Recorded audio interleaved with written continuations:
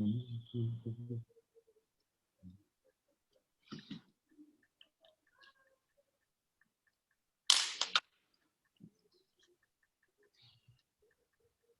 can switch off the microphone. Okay, I'm going to try it again.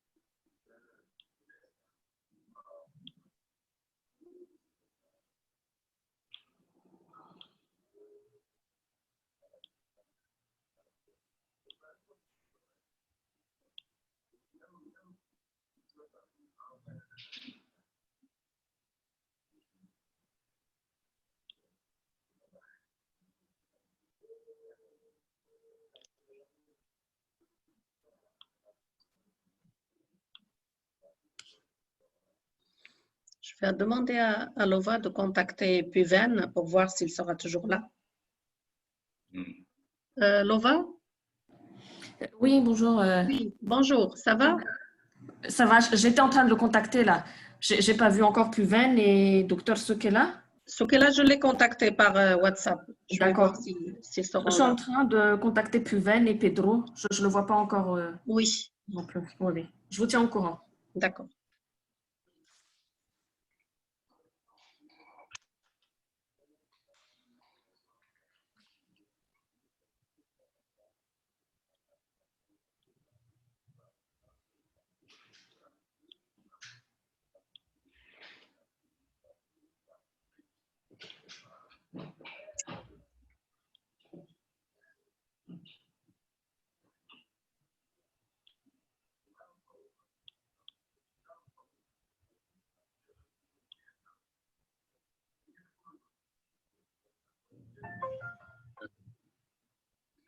Ah, voilà, je vois Puven, il est là.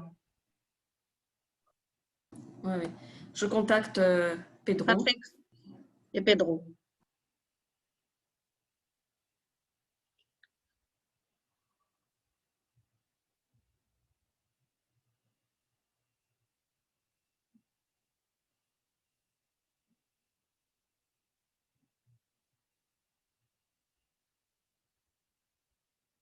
Ah, Patrick, il est là. Hein.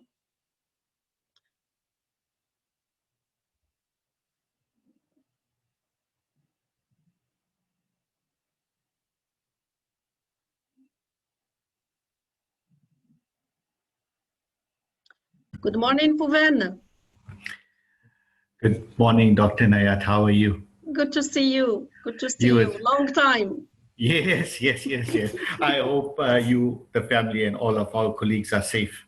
We are safe. We are trying to support all this unique situation. Yes, it's an absolute pleasure to be part of the session today.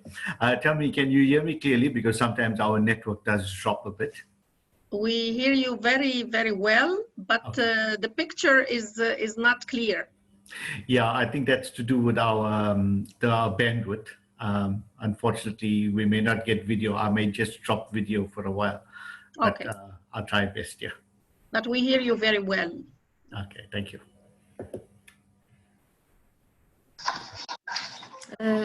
Madame Zarouk, Pedro est en train de se connecter aussi. Hein?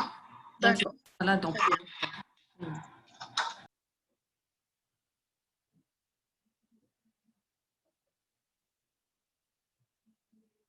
Il est là, Pedro.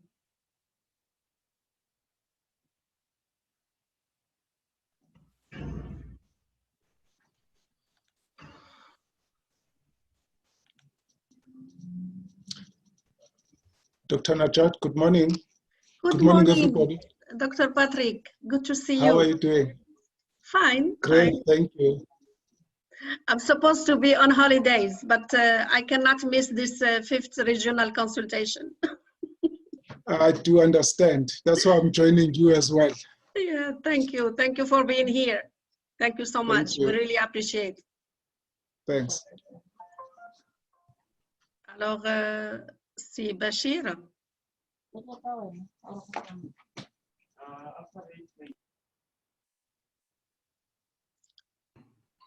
Oui.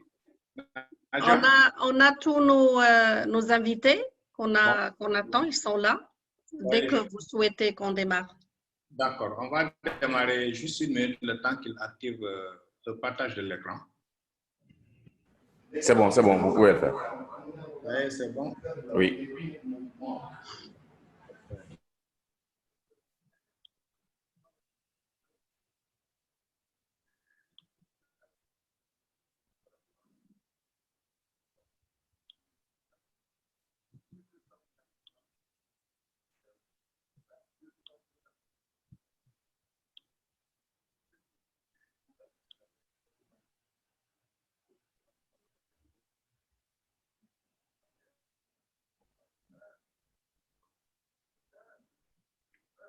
Je ne sais pas si vous voyez mon écran.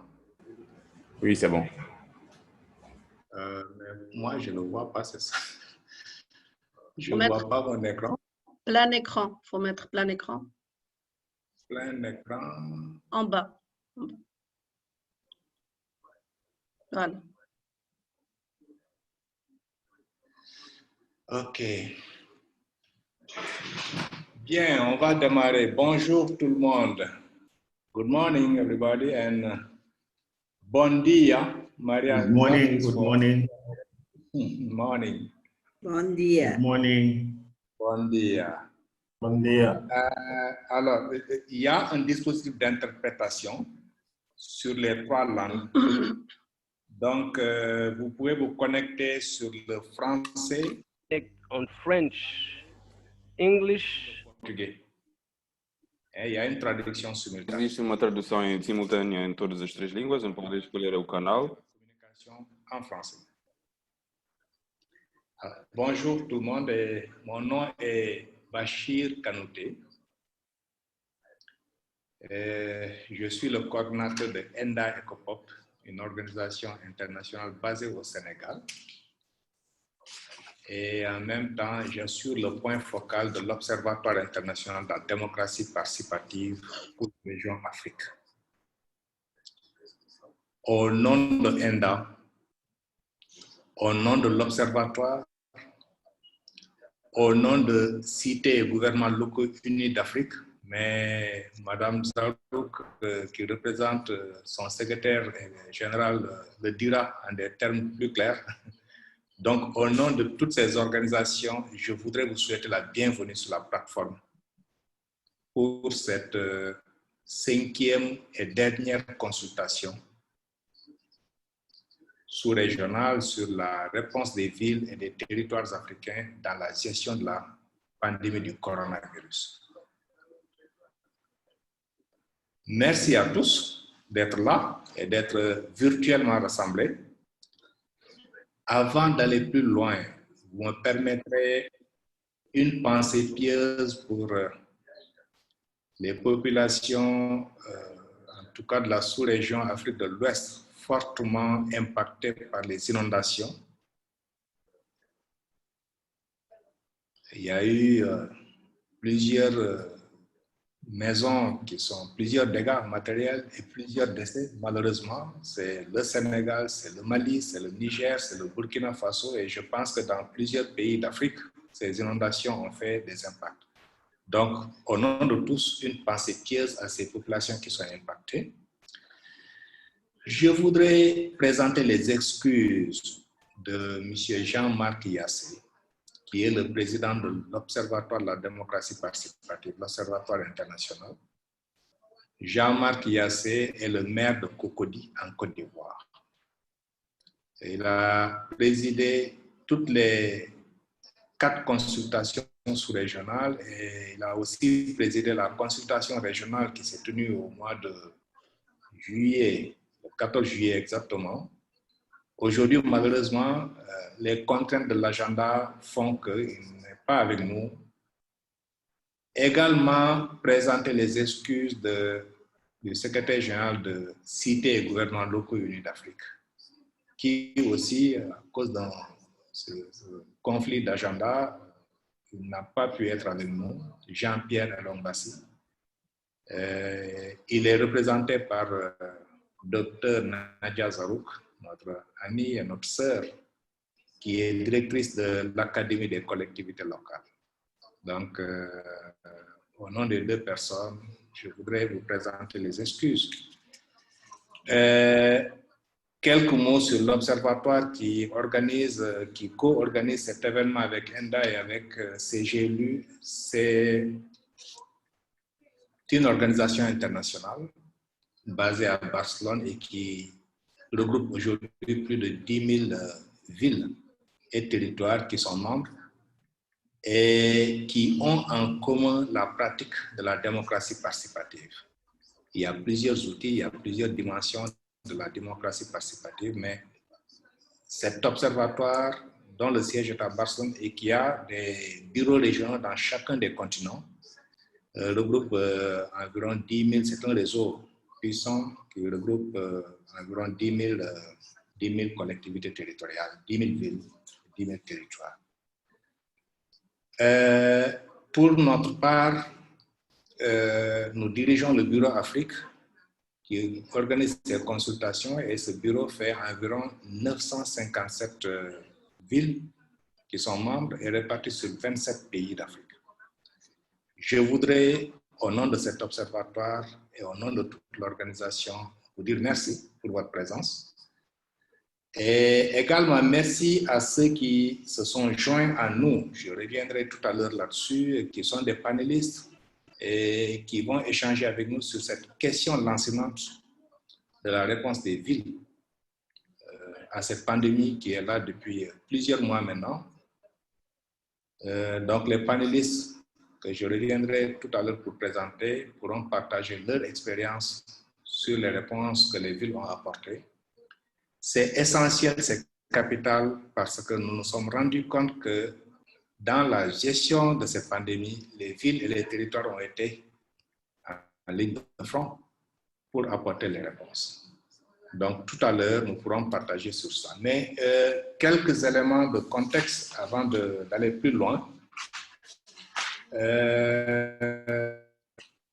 La pandémie est arrivée en début d'année avec le nouvel an 2020 et aujourd'hui, on est à peu près un peu plus de 28 millions de personnes impactées.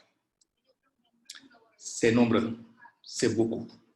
Et cela dans plus de 180 pays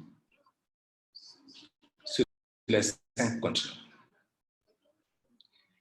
L'Afrique est un des continents les moins impactés. L'Afrique fait un peu plus de 1 million de cas. Cette crise sanitaire s'ajoute à une crise sociale qui touche plusieurs domaines. D'abord, l'éducation.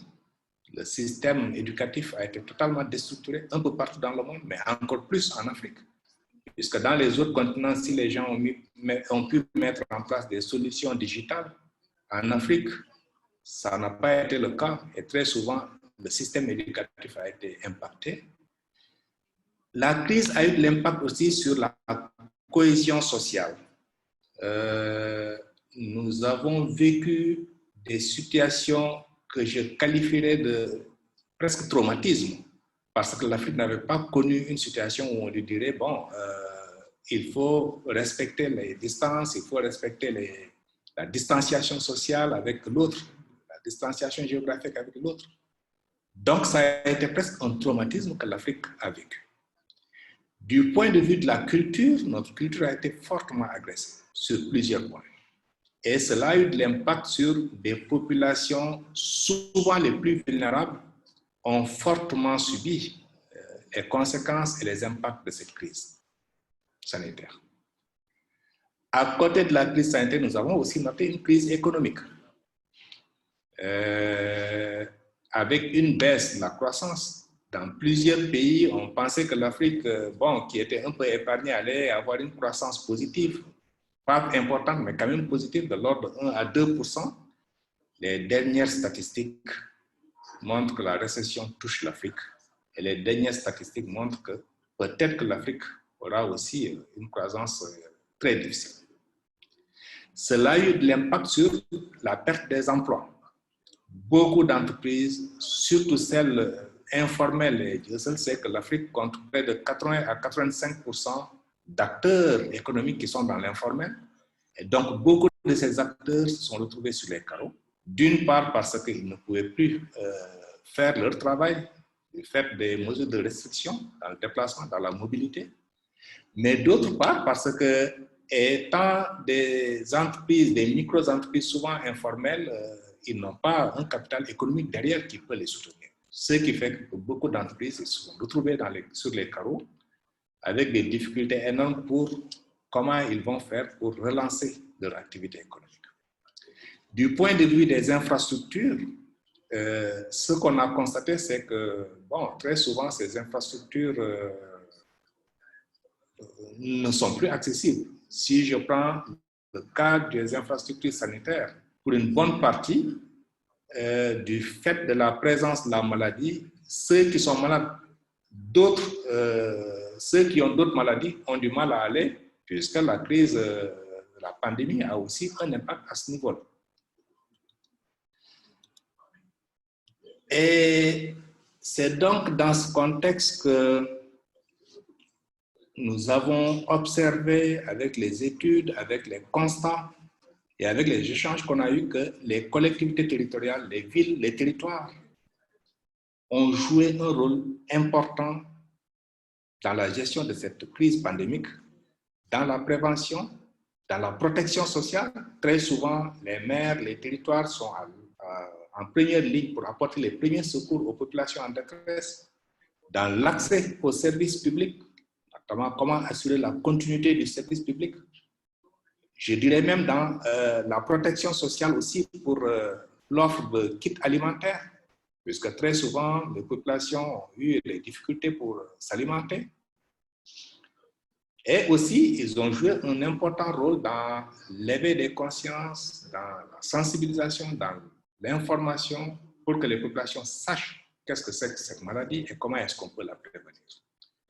Et c'est dans ce contexte que nous avons lancé cette initiative en disant que la situation est difficile, mais elle n'est pas désespérée. Du fait qu'elle n'est pas désespérée, consultons les communautés, consultons les maires, consultons les territoires, consultons les praticiens du développement local, consultons les chercheurs pour connaître et mieux connaître quelle a été la réponse des villes et des territoires dans la gestion de la crise. C'est une gestion multiforme et c'est aussi une réponse multiforme. Notre observation a été qu'il a fallu une gestion holistique de cette crise sanitaire pour parvenir à stabiliser ou alors à observer cette tendance à la régression qui est en train de s'observer un peu partout. Quelles ont été ces réponses-là que les villes ont apportées? Quels ont été les impacts que les villes ont vécus et quelles ont été les réponses apportées? Et surtout, quelle stratégie de relèvement post-Covid? C'est vrai que tous nous sommes aujourd'hui préoccupés par la crise, mais une fois que la crise passera, comment est-ce que nous allons imaginer le futur des villes et le futur des territoires?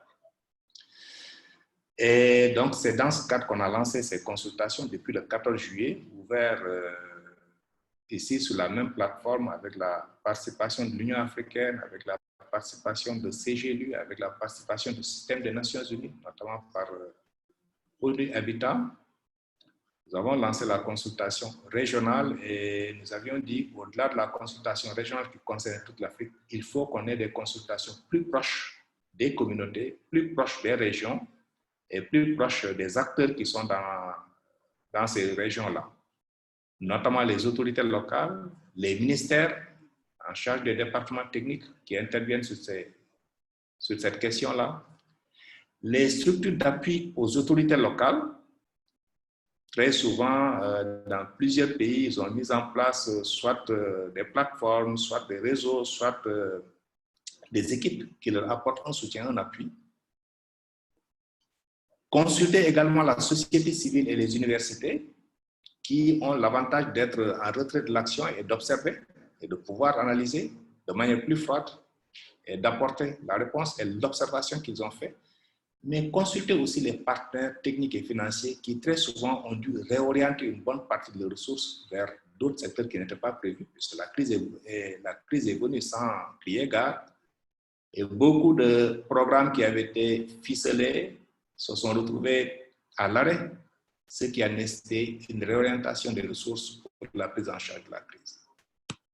Et vous le verrez que la consultation concerne à peu près les villes d'Afrique qui travaillent sur les questions de démocratie participative. Comme je disais, on en décompte 27 à l'échelle de l'Afrique.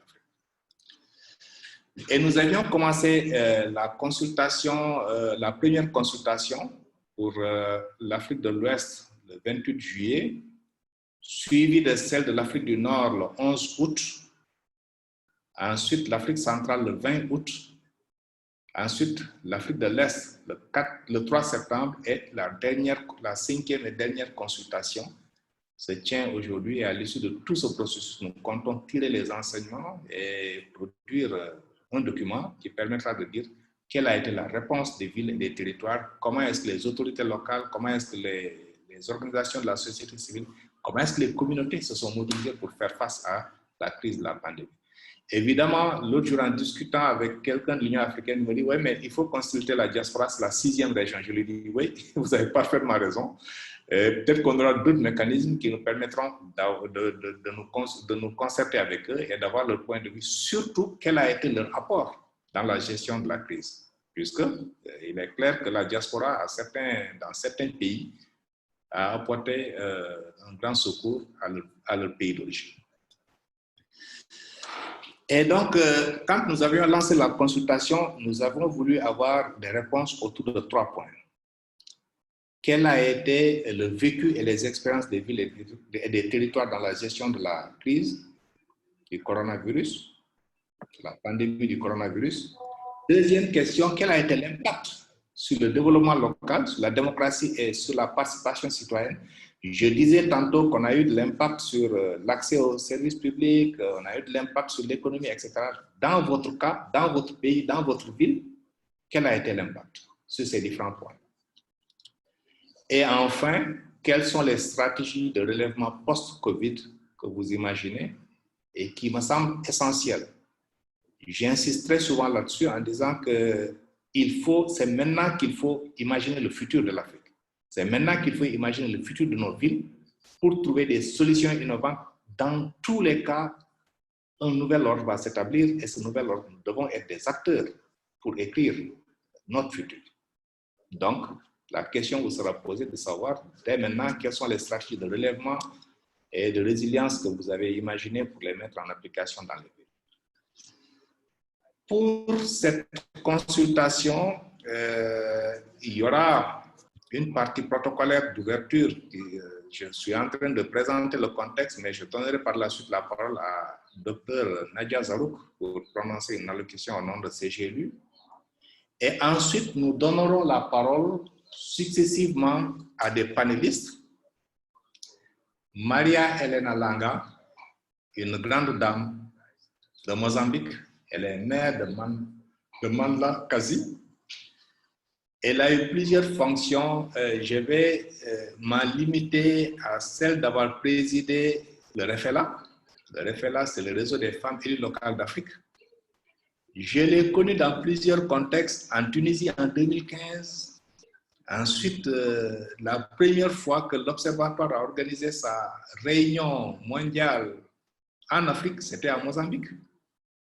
Je l'ai connu par la suite dans plusieurs conférences internationales de l'OIDP et le plus récent, c'est celui qu'on a tenu à Mexico. Une dame battante que j'admire beaucoup pour le travail qu'elle est en train de faire. Donc, Maria Elena fera une communication d'une quinzaine de minutes pour présenter son cas. Suivi de Pedro Las, qui est responsable des relations internationales et de la coopération au sein de l'Association nationale des municipalités de Mozambique, l'ANAM. Donc, pour la Mozambique, nous aurons 2 communications.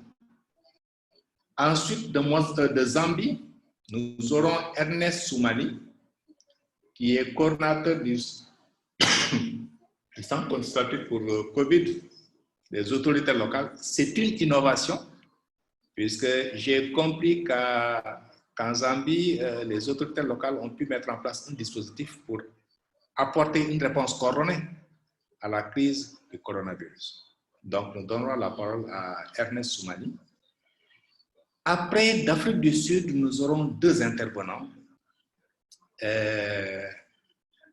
Puvendra, qui vient de Durban. Je pense que je ne me trompe pas. Elle sera présentée par la suite par Mme Zarouk, qui nous a fait l'honneur de l'inviter pour qu'il partage son expérience. Puvendra, merci d'être là. Et le 5e intervenant sera le docteur Sokela Patrick, qui est directeur en chef de la coopération internationale et des relations avec les parties prenantes. Quand j'ai lu son bio, je me suis rendu compte que c'est, voilà, the right man at the right place. Il assure la coordination des relations internationales, c'est vrai, mais surtout du mécanisme africain d'évaluation par les pairs, du partenariat pour le gouvernement ouvert, qui est une nouvelle initiative mondiale, et aussi bon, des relations et l'élaboration, toute la partie modernisation de l'administration publique en Afrique du Sud. Docteur Soukela, merci d'être avec nous et merci d'avoir accepté de participer à cette initiative de consultation. Et donc ça, c'est les 5 intervenants qui pourront par la suite faire leur présentation d'une 15aine de minutes. Et à la suite des 5 présentations, nous aurons un débat avec le public pour partager ce público para partilhar tudo isso. Eventually, when we have finished the debate, we'll have a développement de l'OIDP dans la région Afrique Australe. Je disais tantôt que l'OIDP, bon, a son bureau régional ici à Dakar et dans chacune des sous-régions, nous comptons développer l'OIDP. Et donc, nous allons présenter l'OIDP pour que vous le connaissiez mieux et ensuite qu'on puisse échanger sur les perspectives de développement dans la sous-région Afrique Australe. Et enfin, une synthèse et clôture durant 2 heures et demie après le lancement. Donc, on sera aux alentours de 11h30, midi au plus tard, pour cette partie présentation. Je vais donner la parole à Jean-Luc, que je voudrais sincèrement remercier pour son appui, pour sa coordination, pour la mobilisation des participants, mais surtout pour son soutien souterrain, combien inestimable. Elle va prononcer son allocution au nom du secrétaire général Jean-Pierre Elongbassi, aujourd'hui absent. Docteur Zarouk, la parole à vous pour votre allocution. Bismillah ar-Rahman ar-Rahim, wa salatu wa salamu ala ashraf al-mursalin. Honorable partners, honorable speakers, ladies and gentlemen, it is my pleasure to take the floor this morning with all of you on behalf of Mr. Jean-Pierre Elongbassi, our Secretary General of the United Cities and Local Government of Africa. He was supposed to open the floor and to take the floor this morning, but he has another webinar with the European Commission this morning in the same time. So in UCLG Africa and its Academy ALGA, we are very, very delighted and honored to be part of these regional consultations since the month of July. And it's a very excellent moment to share knowledge, to share best practices, to share challenges and issues in the different regions of Africa. And it's also our duty to support Mr. Bashir Kanouti for the excellent work he's doing. trabalho excelente que está a fazer. ECOPOP, and we are linked with a very strategic partnership since so many years. We work in diverse fields, we support each other, and because we do believe that participatory approaches is a part of democracy and a part of good governance in our continent. And it's also linked to the all the aspiration of the African Union. Today, the international community is investing in this slogan, leaving no one behind. So this regional consultations is very timely, and within this challenging context of COVID-19, we have seen that all the local authorities, regional authorities were on the front, even with the limited resources and infrastructure, but they have tried to be a part of the response to this unique pandemic in the world, supporting the state of healthy urgency, supporting the states at all levels, at national level, central level, territorial level, and also dealing with the confinement, with isolation, with all these rules for which they are not used. It's very new for the local authorities in our continent. So this regional consultation is for us very good opportunity to learn about the response of the cities and territories with these three levels of response. What was their vision to deal with the pandemic? What kind of response they have put in place, and what is their response for the future? What is the vision for the post-COVID-19? So you see, LG Africa is very delighted to be here. I take this opportunity to express our sincere gratitude to all the key speakers we will have the honor to listen to this morning. Even it was in a very, very short notice. Thank you very much. We really, with Bashir, we appreciate your participation, your engagement, and you're willing to share with us your own experience in this regard.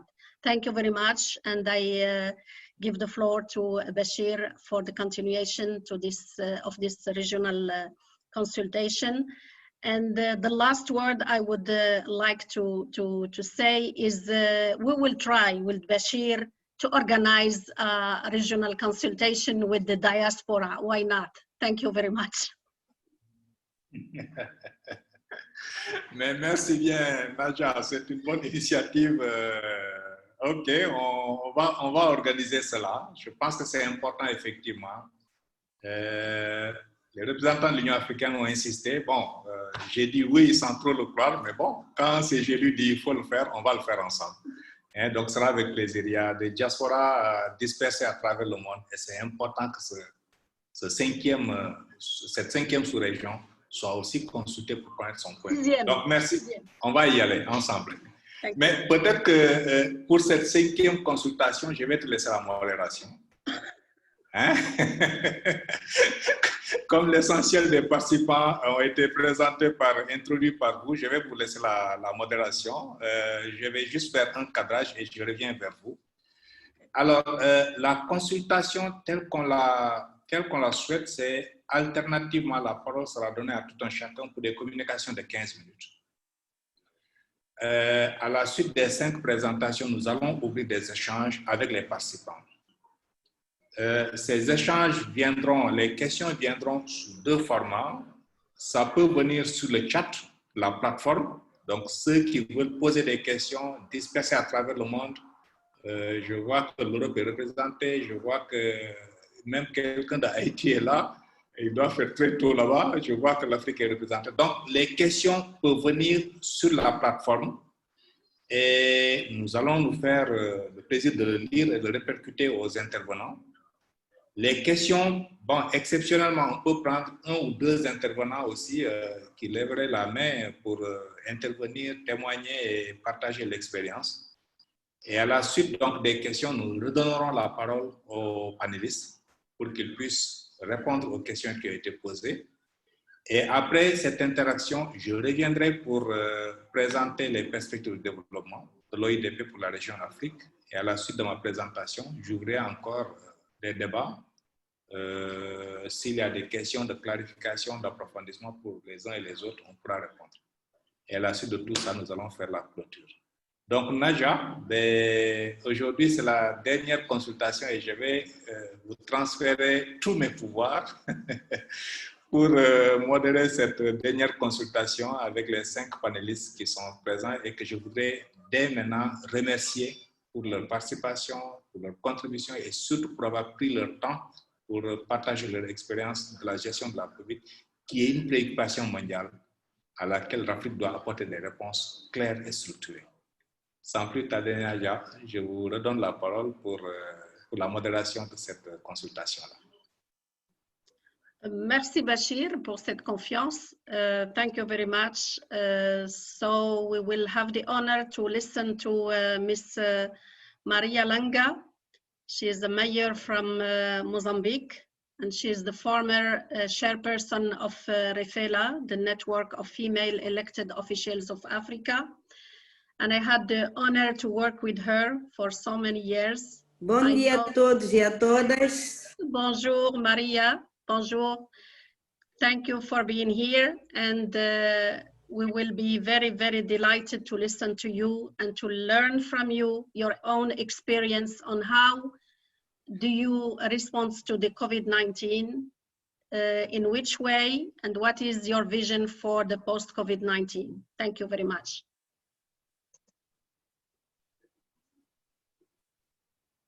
So, Ms. Maria.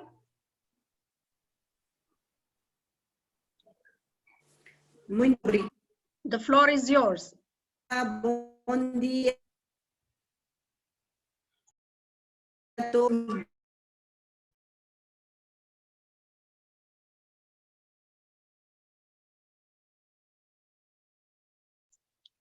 Il semble qu'il y ait des problèmes techniques.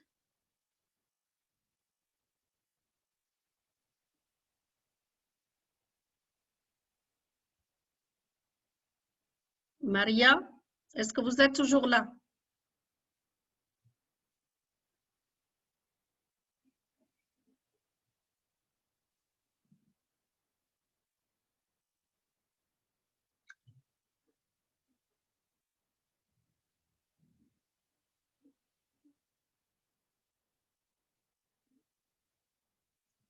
Alors, si Maria a des problèmes d'ordre technique,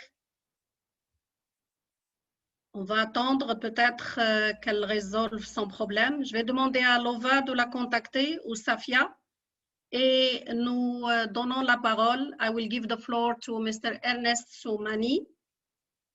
If you have a PowerPoint or a statement, we are very honored to listen to you. The floor is yours, Mr. Ernest.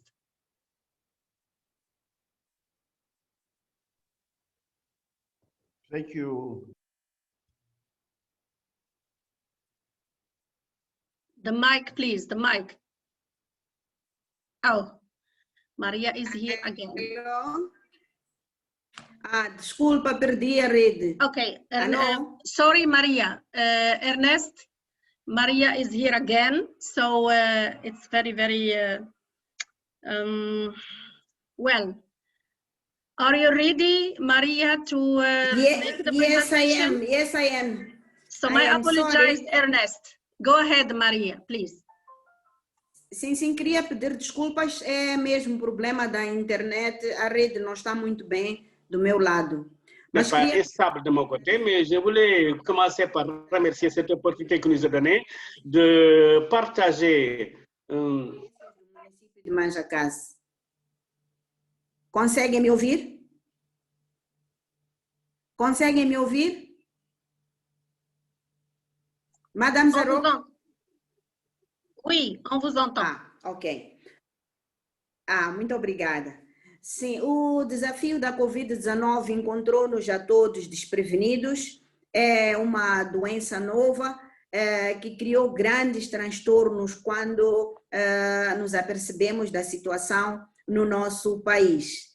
A primeira coisa que se fez, o governo moçambicano lançou um alerta a toda a comunidade, criando algumas normas de convivência local que passavam pelo cumprimento das regras de prevenção e combate à Covid-19. Como município, nós aprovamos um plano de ação municipal de combate à Covid-19, um plano que visava estabelecer um sistema de operação de emergência municipal sem deixar de lado aquelas que eram as atividades de administração municipal.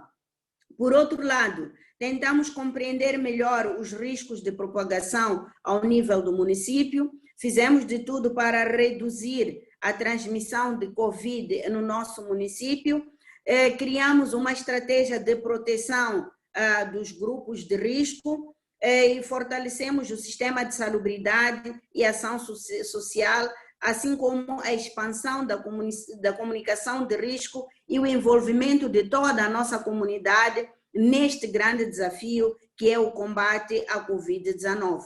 Criamos uma estratégia para mitigar os impactos sociais e econômicos, tendo em vista que as regras próprias de prevenção e de combate reduziam a capacidade da população de se mover, reduziam a capacidade da população de fazer as suas atividades diárias do ponto de vista econômico, do ponto de vista laboral, e assim passávamos a ter um outro desafio de resposta à situação econômica da nossa população. Fizemos um trabalho ao nível do município de disseminação daquelas que eram as medidas necessárias para combatermos a propagação da Covid-19.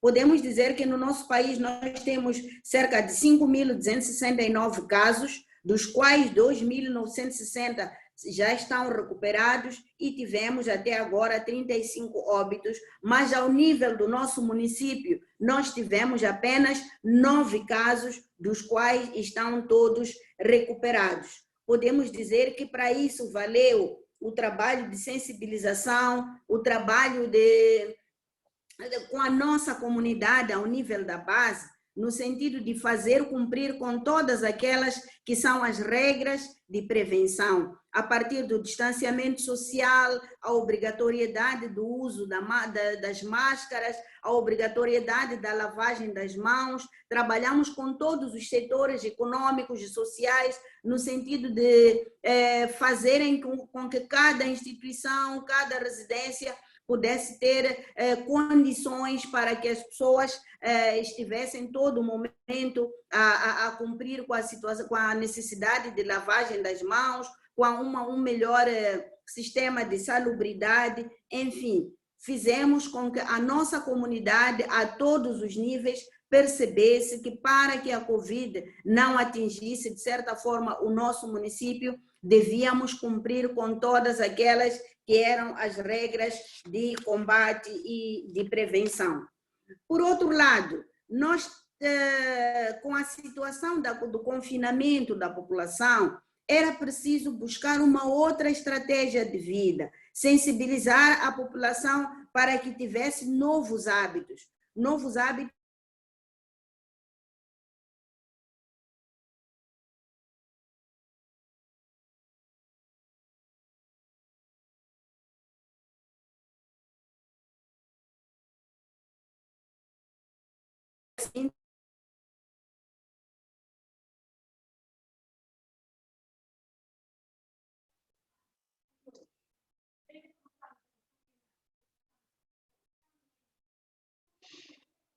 raison.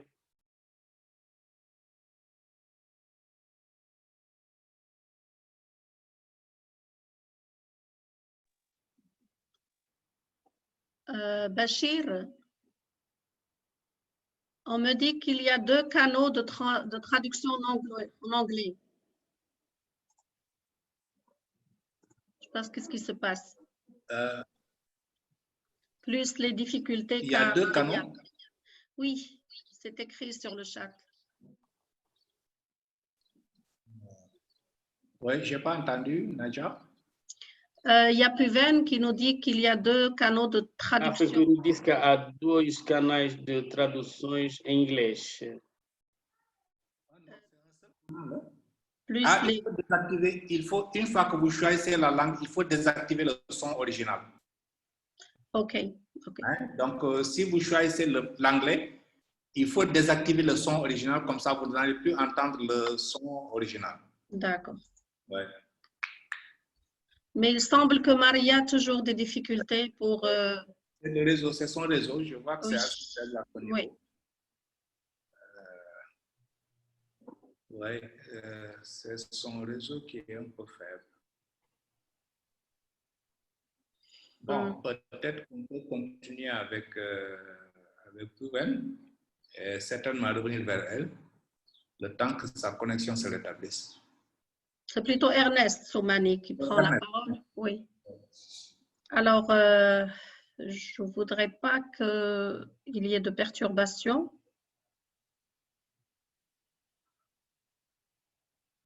On attend une seconde, puis après, on va passer la parole à M. Ernest Soumani.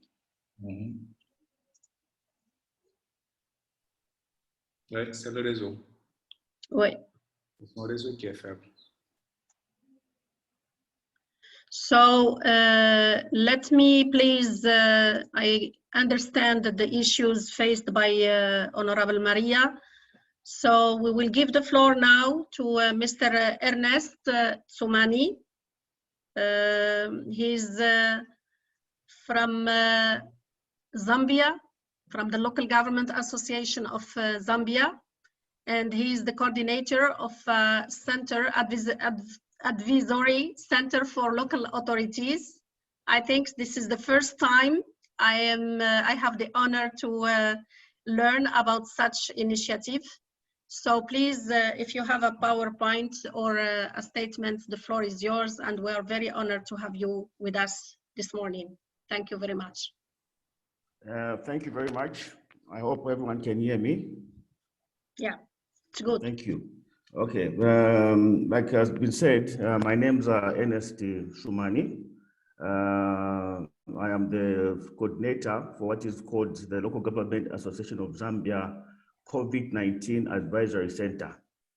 A brief background to this center is that the Local Government Association of Zambia, we're working with their partners, the GIZ and USAID, came up with an initiative to form, to establish an advisory center which should assist local authorities to respond to the preparedness, response, and recovery of the COVID-19 pandemic. It's a center of a short-term technical experts that I'm heading. I'm heading about 5 experts in fact. One expert in health expert, another expert in organization and development expert, a municipal engineer expert, a local government expert, and gender and inclusion, social inclusion expert. So the center is designed that to assist the local authorities in Zambia. We have 116 councils in the Republic of Zambia, and we have been tasked to respond to their issues regarding COVID by developing some tools that can assist them to mitigate the effects of the COVID, just in case we have a worst case scenario in terms of COVID-19. We're also providing blueprints for local authorities in terms of protocols, procedures of how to respond to the COVID-19 pandemic. We're also setting up an hotline, a 24 hours emergency hotline, where local authorities can call us and come up with any issue, and we advise them how to proceed related to COVID-19. We're also preparing some strategies on how to monitor the COVID situation in the country, the 116 councils in the country, so that we can assist them, like the area said, to be prepared and to respond and to recover after the pandemic. We are also managing what we're calling an innovation fund. This is a fund where we expect that people in the local authorities, in the 116 local authorities, who may have innovative ideas to assist to combat the COVID can be supported with a specified amount of money for the pandemic. Just to maybe comment on the impact of the pandemic in the country. As we all know, I think the pandemic showed its face sometime in February. And in March, the Republican president of Zambia brought up some measures that included the partial lockdown of the country. I think some airports were closed, schools were closed, bars were closed. And naturally, the first responders were the local authorities that needed to respond to those matters as first responders, because they are the enforcers of the statutory regulations that followed the presidential directives. So, of course, that had an impact on them because first and foremost, they were not prepared. There were no budget lines for COVID. So they were stretched, but they had to make some few budget adjustments. And they are equally, the development of their cities also was equally affected or impacted in the sense that because of the lockdown, bars were closed, the small and medium, the borders were closed, and most of these medium and small enterprises depend on the flow, the business flow. So there was no enough money in circulation. There was no business in circulation because they could not travel to countries like China to buy where they get most of their goods. So the business slowed down. So that affected the revenue base for the local authorities as well. So councils had to make adjustments to make sure that they recover from that kind of situation. And among the roles that the councils had to reinforce in the regulations that were provided by the government was to ensure that people are observing the non-pharmaceutical interventions that included the social distancing, masking up, and the regular washing of hands. It entailed that councils had to ensure that at all markets, le lavage des mains et autres. By local authorities, all the markets and the bus stations had the necessary facilities. They had to ensure that they had the hand washing facilities, water was available, the hand washing facilities were available, and they had to ensure that they enforce that everyone that goes in the market or goes to a shopping mall were masked up. So that was additional responsibilities, but as you would have known, or you may all have known, there was no budget line for that kind of thing. Secondly, in terms of democracy, I would say that I think the biggest challenge that was there was the issues of social gathering for campaigns. But during the period that the COVID has been around, I think the country has witnessed by-elections, both at parliamentary and local government level. And these have proceeded. But the only intervention that has been there is that the electoral body, the Zambian electoral body, management body, has introduced a new personnel whom they are referring to as a COVID usher. This person is supposed to ensure that a person that is coming to vote observing the the non-pharmaceutical interventions of social distancing, especially during the period of voting. The challenge has been when they're having mass rallies like campaign rallies, that has been very, very difficult to enforce. In terms of citizen participation, I would say that there has been a very serious, especially in the initial stages of the COVID-19, in the sense that both the district and sub-district structures, like the councils, were not able to meet because where we may have the privilege to have the facilities of internet, there are rural councils that do not have the internet connectivity, and they cannot have the devices to have the facilities like these virtual platforms like Zoom or MS Teams. So there were no meetings. So that was kind of constraining residents or citizens to participate in the affairs of their their country, both at council level, because councillors could not meet. There were no meetings, meaning that the people's representatives could not further their views. And also at sub-district level, especially at the area development committee, ward development committee, there were no meetings because of the restrictions that came into place. In terms of recovery, as a center, we're trying to, first and foremost, like I said, assist the councils to respond to these matters. We're not providing any monetary support. We're not providing any monetary support, but we are going to give advisory support, technical and advisory support, in terms of we're going to assist them with the manuals to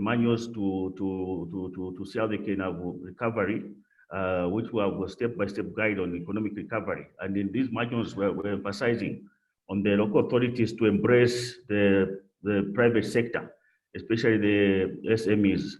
And then we're trying to see how we can support them to see if they can provide incentives, because at the SMEs, and especially as they prepare for the 2021, 2023, 2021, 2022 budget, so that they can factor those recovery issues. In a nutshell, I think that's really what's been happening. And I must mention that the center is relatively new. We started operations, I think, on the 14th of August. So essentially today is about a month in office. And we're still work in progress and still developing the prints that the councils need to be supported with. I think for now, that's what I can be able to submit. Thank you very much.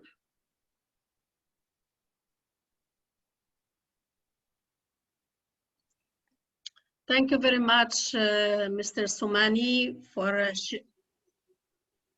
sharing with us this good practice to support the local authorities, in particular regarding the economic development. So I was informed that Maria has still some technical issue, so we will give her the floor later. And now I have the honor to introduce Mr. Puven Akia. He's from eThekwini municipality from South Africa. We are strong partners. We are working and committed to, for example, to localizing the SDGs with the support of UCLG World. So we are very happy and honored to listen to him and to have him with us this morning to share with us the experience of the municipality of eThekwini. Puven, the floor is yours. Thank you very much.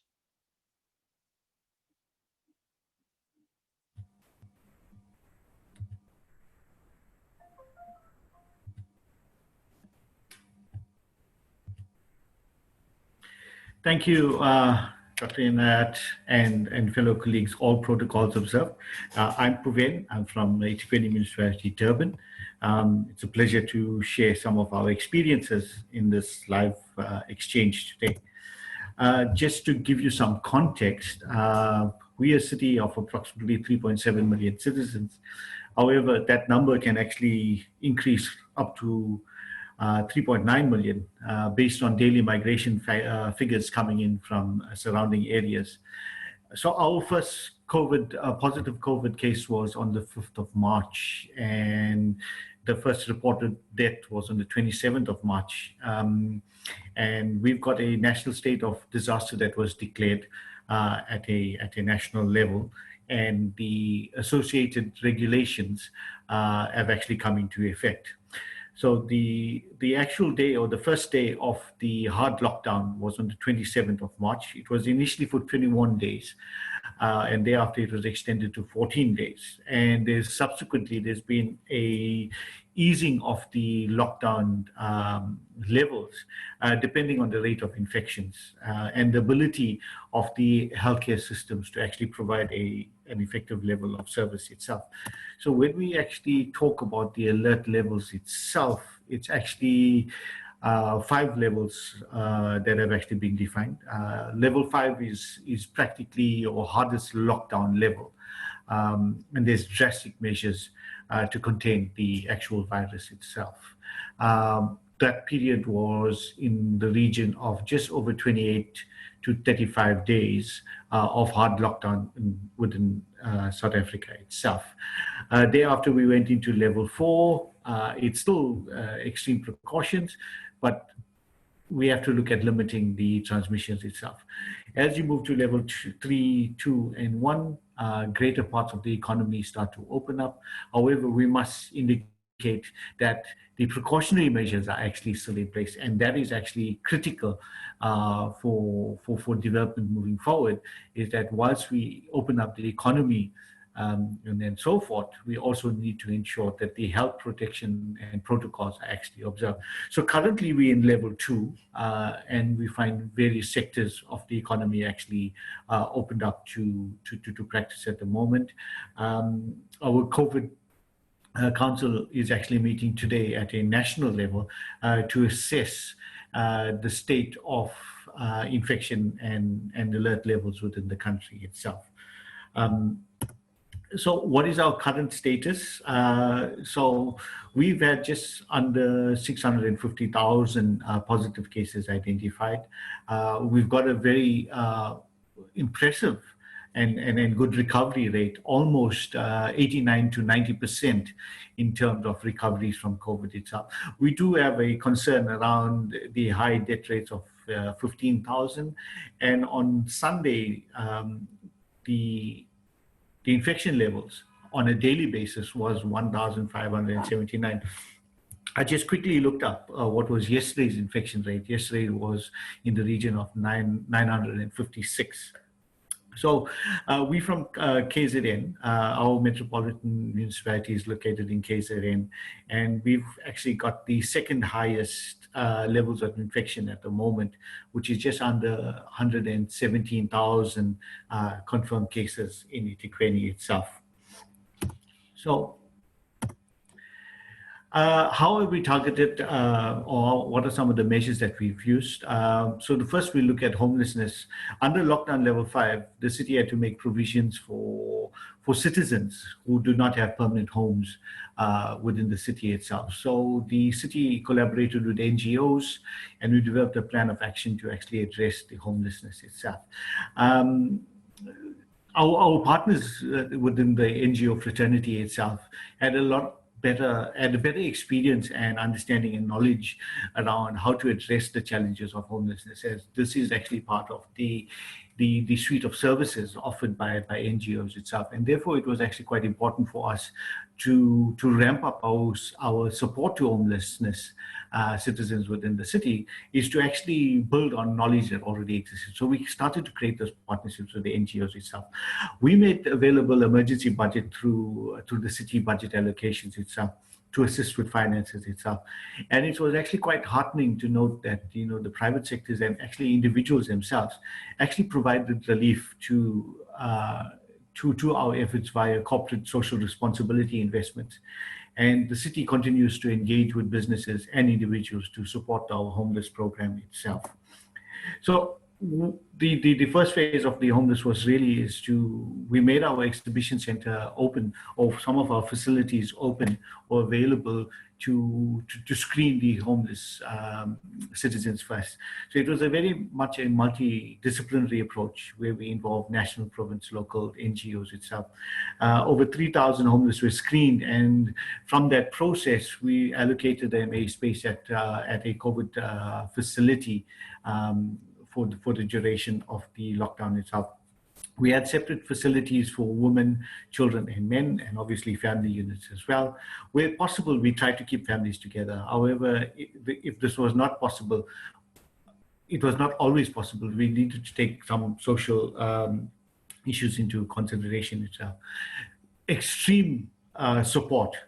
Strong is too light a word. We had extreme political support from our mayor and deputy mayor, and they were hands-on into the entire process in the reception center itself.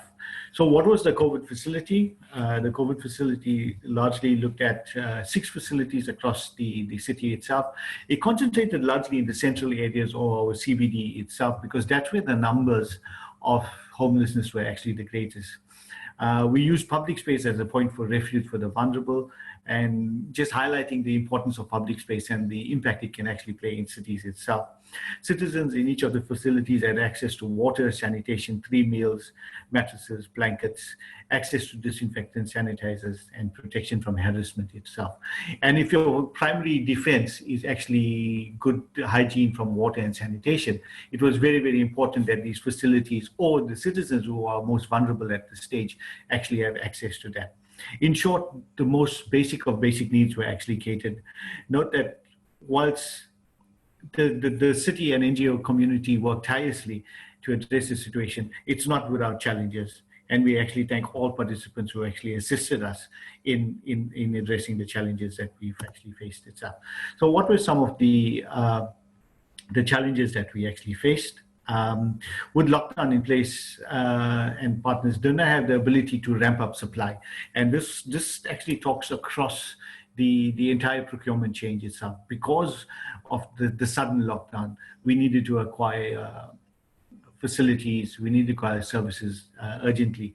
And fortunately, some of our private sector assisted us in addressing some of these emergency needs itself. Some of the homeless chose not to be part of the solution, and I use it very, very loosely. They actually escaped from the facilities provided itself. Temporary establishment needed to cater for the demand and the numbers itself that talks about ramping up. And we had to actually create additional tented facilities, which created appropriate physical distancing measures that actually required for COVID protection itself. So what are some of the positives? Our Department of National Home Affairs assisted citizens through education campaigns about how to access social benefit programs. Citizens were given access to basic needs and adding dignity to their lives.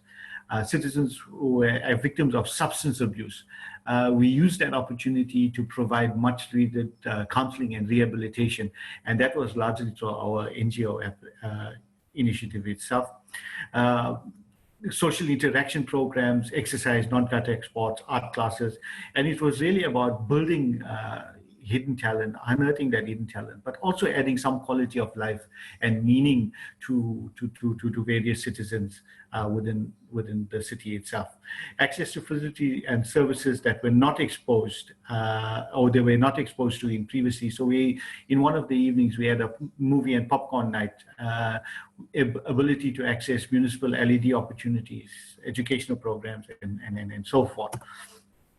Also, so some of the gains in the rehabilitation was of substance abuse. Educational institutions, private institutes came together to assist our citizens who do not have access to computers and internet. Some of the citizens were actually reunited with their family. That was a huge plus for us. The situation at the facilities actually grew to such an extent that those citizens who actually chose to leave the facilities or escape, as I mentioned earlier, were actually breaking into the facility to access the services. Please, I use the word very, very loosely.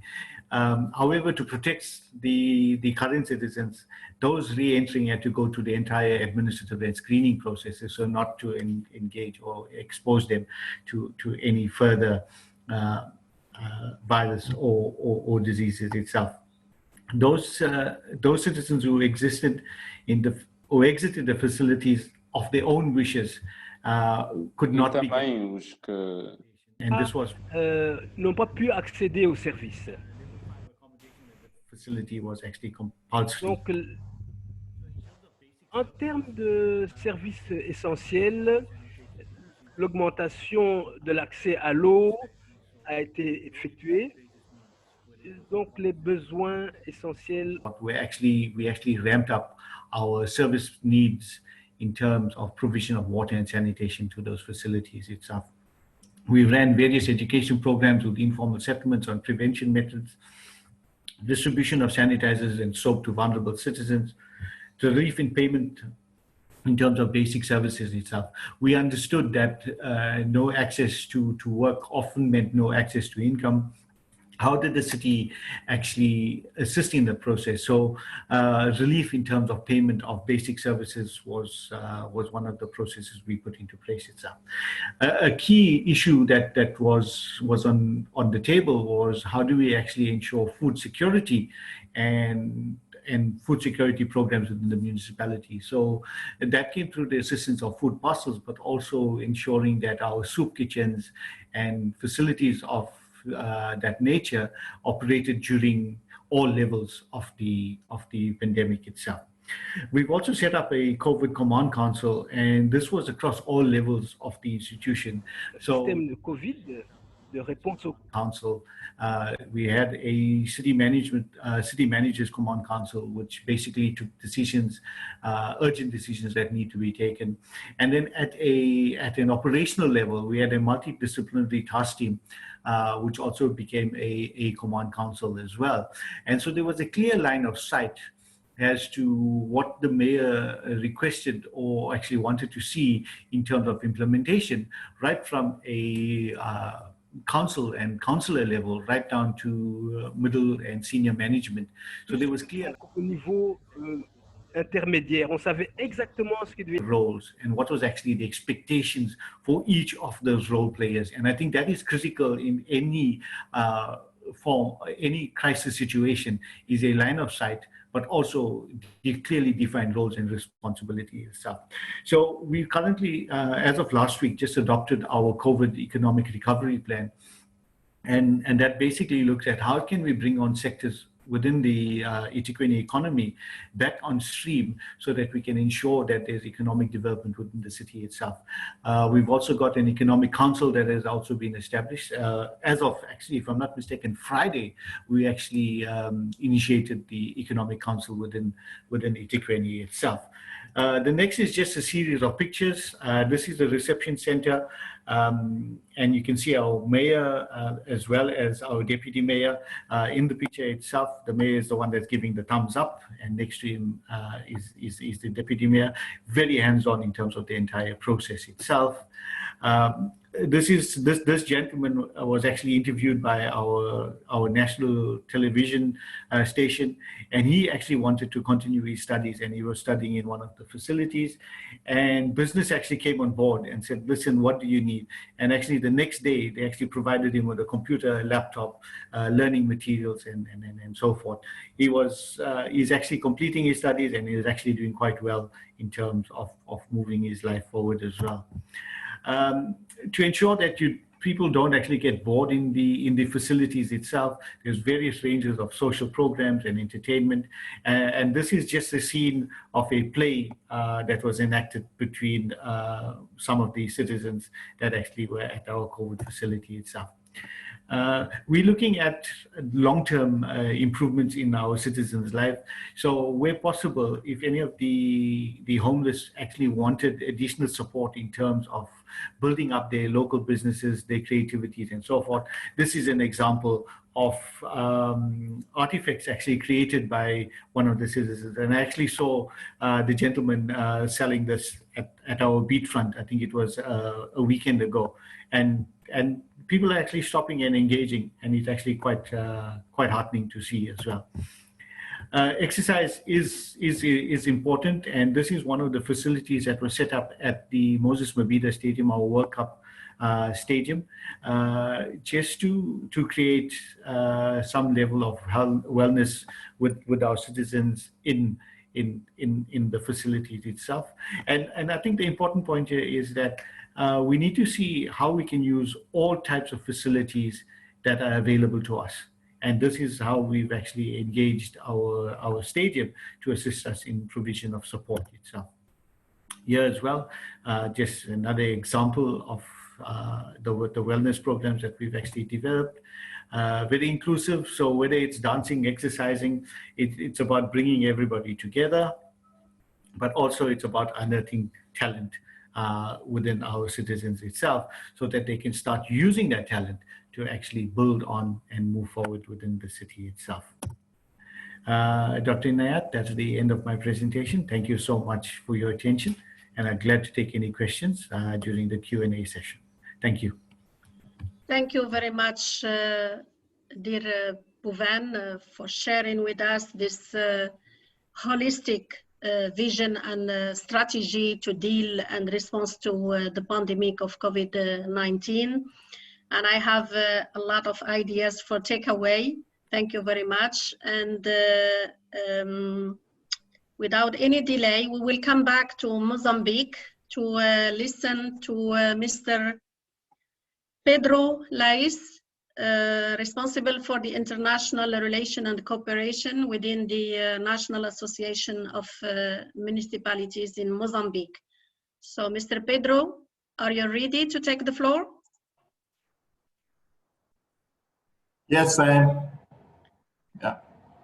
The floor is yours. Thank you very much for being here. Okay. Good morning, everyone. Bonjour a tous. Bom dia a todos. Eu vou falar em português. Bom, meu nome é Pedro Lais, da Associação Nacional dos Municípios de Moçambique. Como dizia a senhora Zaru, que sou responsável pela área de Relações Internacionais e Cooperação. E agradeço desde já essa oportunidade de estarmos aqui a partilhar um pouco daquilo que nous avons partagé ce que nous papel da ANAM no combate a esta pandemia. Bom, quando esta pandemia... With this pandemic, when it started?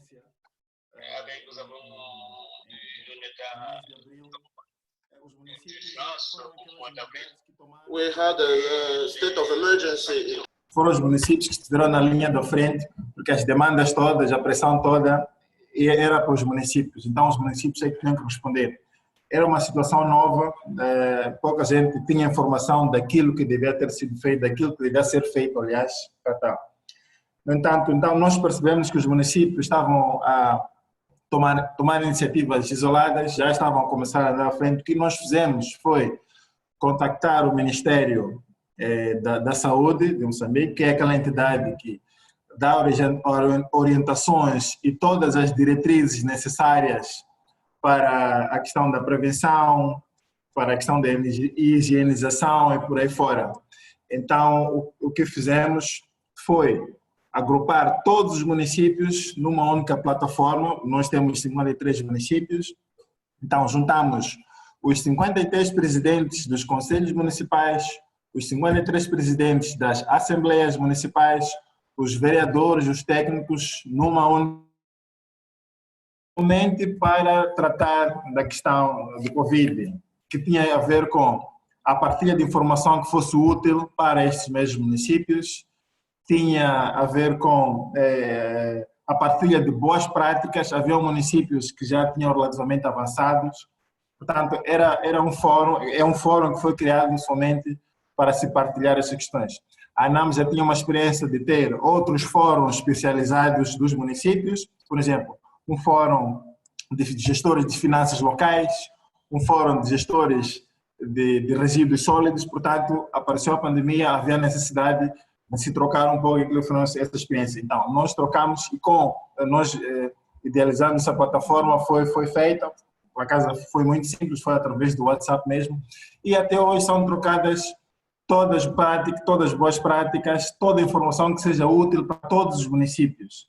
Portanto, esta plataforma está a funcionar. E tudo que é a diretiva emanada, quer pelo Ministério da Saúde, quer pela Comissão Científica, que o governo também criou para lidar com a questão do Covid, nós partilhamos nestas mesmas plataformas, nesta plataforma que existe. Portanto, esta é uma das formas que nós encontramos para juntar os municípios e orientá-los de uma forma melhor a lidar com essa questão. É verdade que eles já tinham, assim como de antes, avançado com iniciativas particulares. Uma das questões que foi levantada na altura, quando foi decretado o estado de emergência em Moçambique, foram as restrições de movimentação. O distanciamento social, né, que depois virou um conceito, um dos conceitos que passou a ser moda agora, e nós sabemos que os nossos mercados aqui, ao nível do país, ao nível da África em geral também, são mercados com uma atividade muito intensa. Então, as conexões sociais dentro dos mercados são muito intensas. Então, por causa da questão das limitações de restrição do distanciamento social, havia necessidade de reorganizar os mercados formais e informais.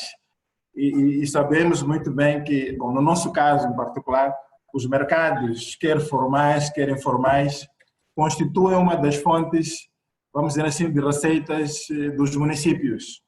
Portanto, reorganizando os mercados significaria também reduzindo o número de vendedores que entravam nos mercados e no fim do dia ia ter um impacto na receita municipal. Mas, no entanto, sabemos que é um mal necessário, a saúde é que está em primeiro lugar e esta reestruturação continua a ser feita.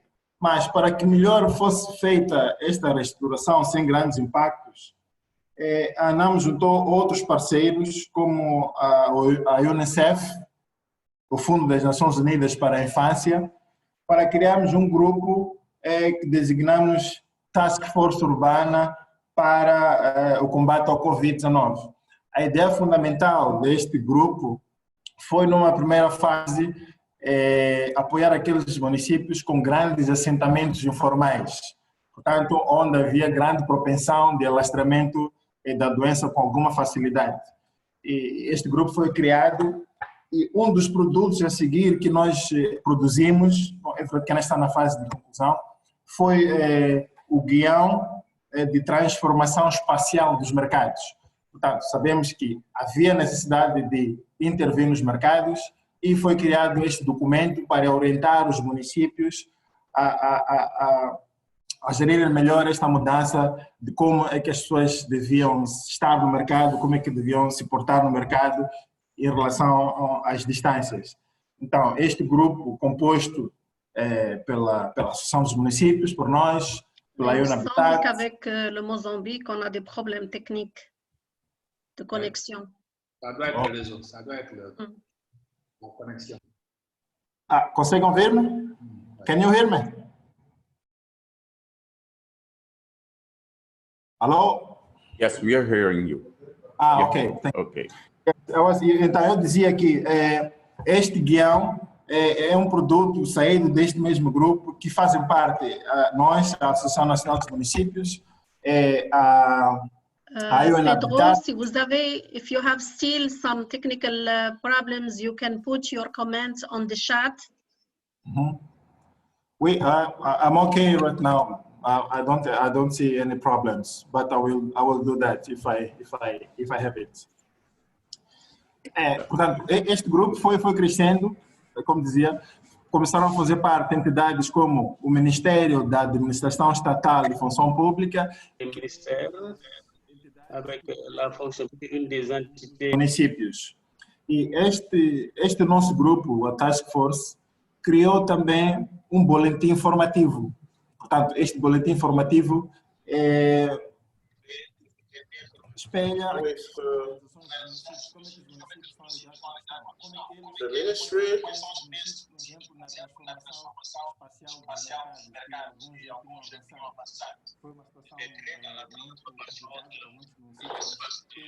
Des marchés. Et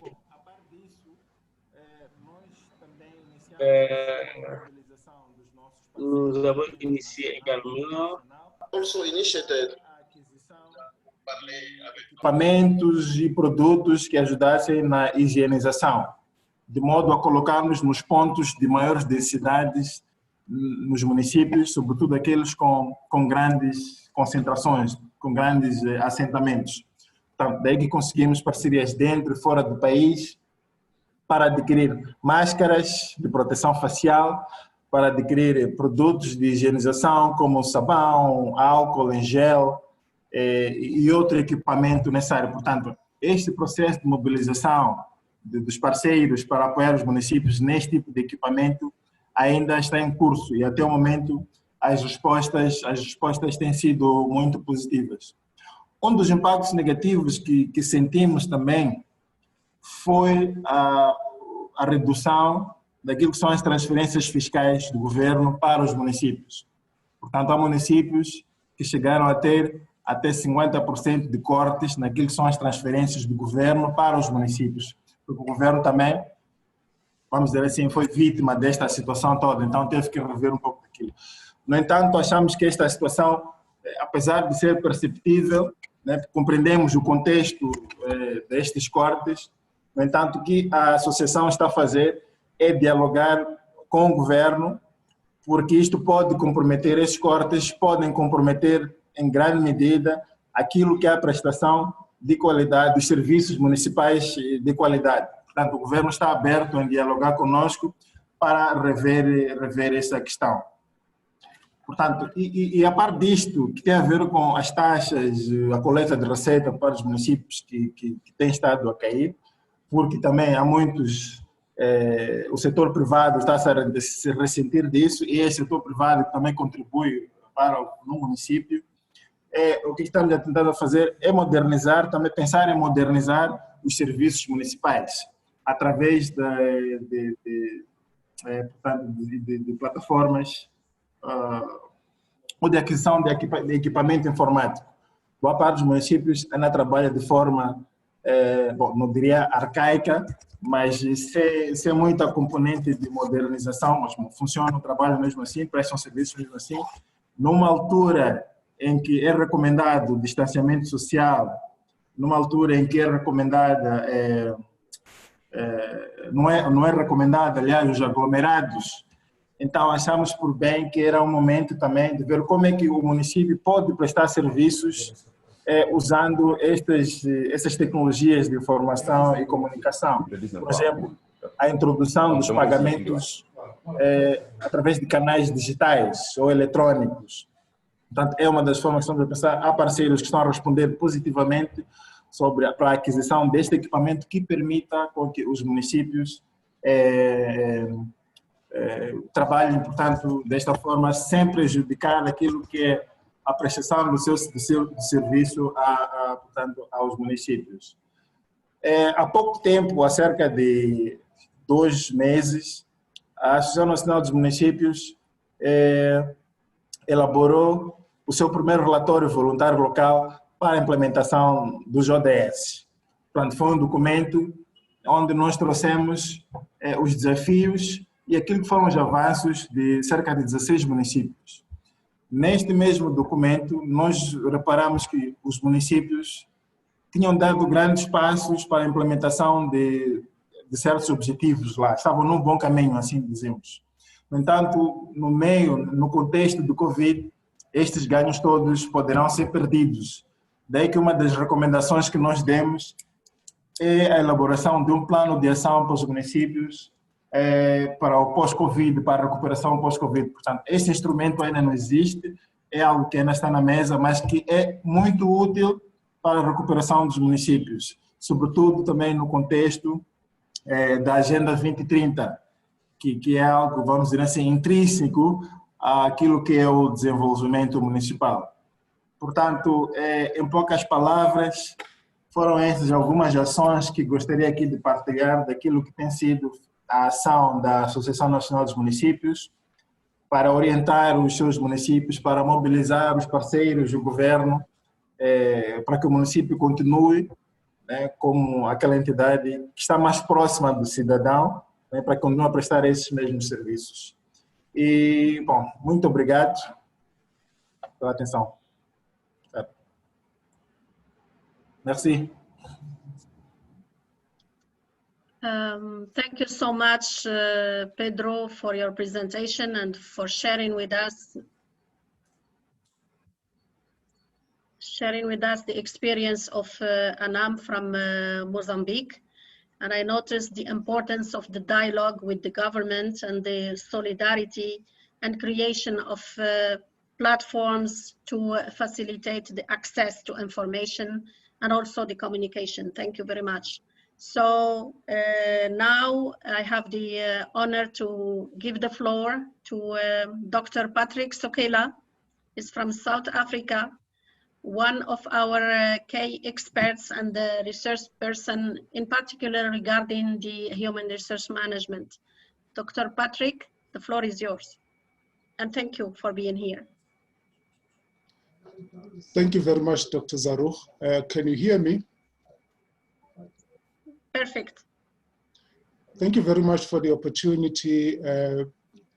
The opening presentation summed up the state of affairs in Africa, which relates very well to what we experienced in South Africa as well.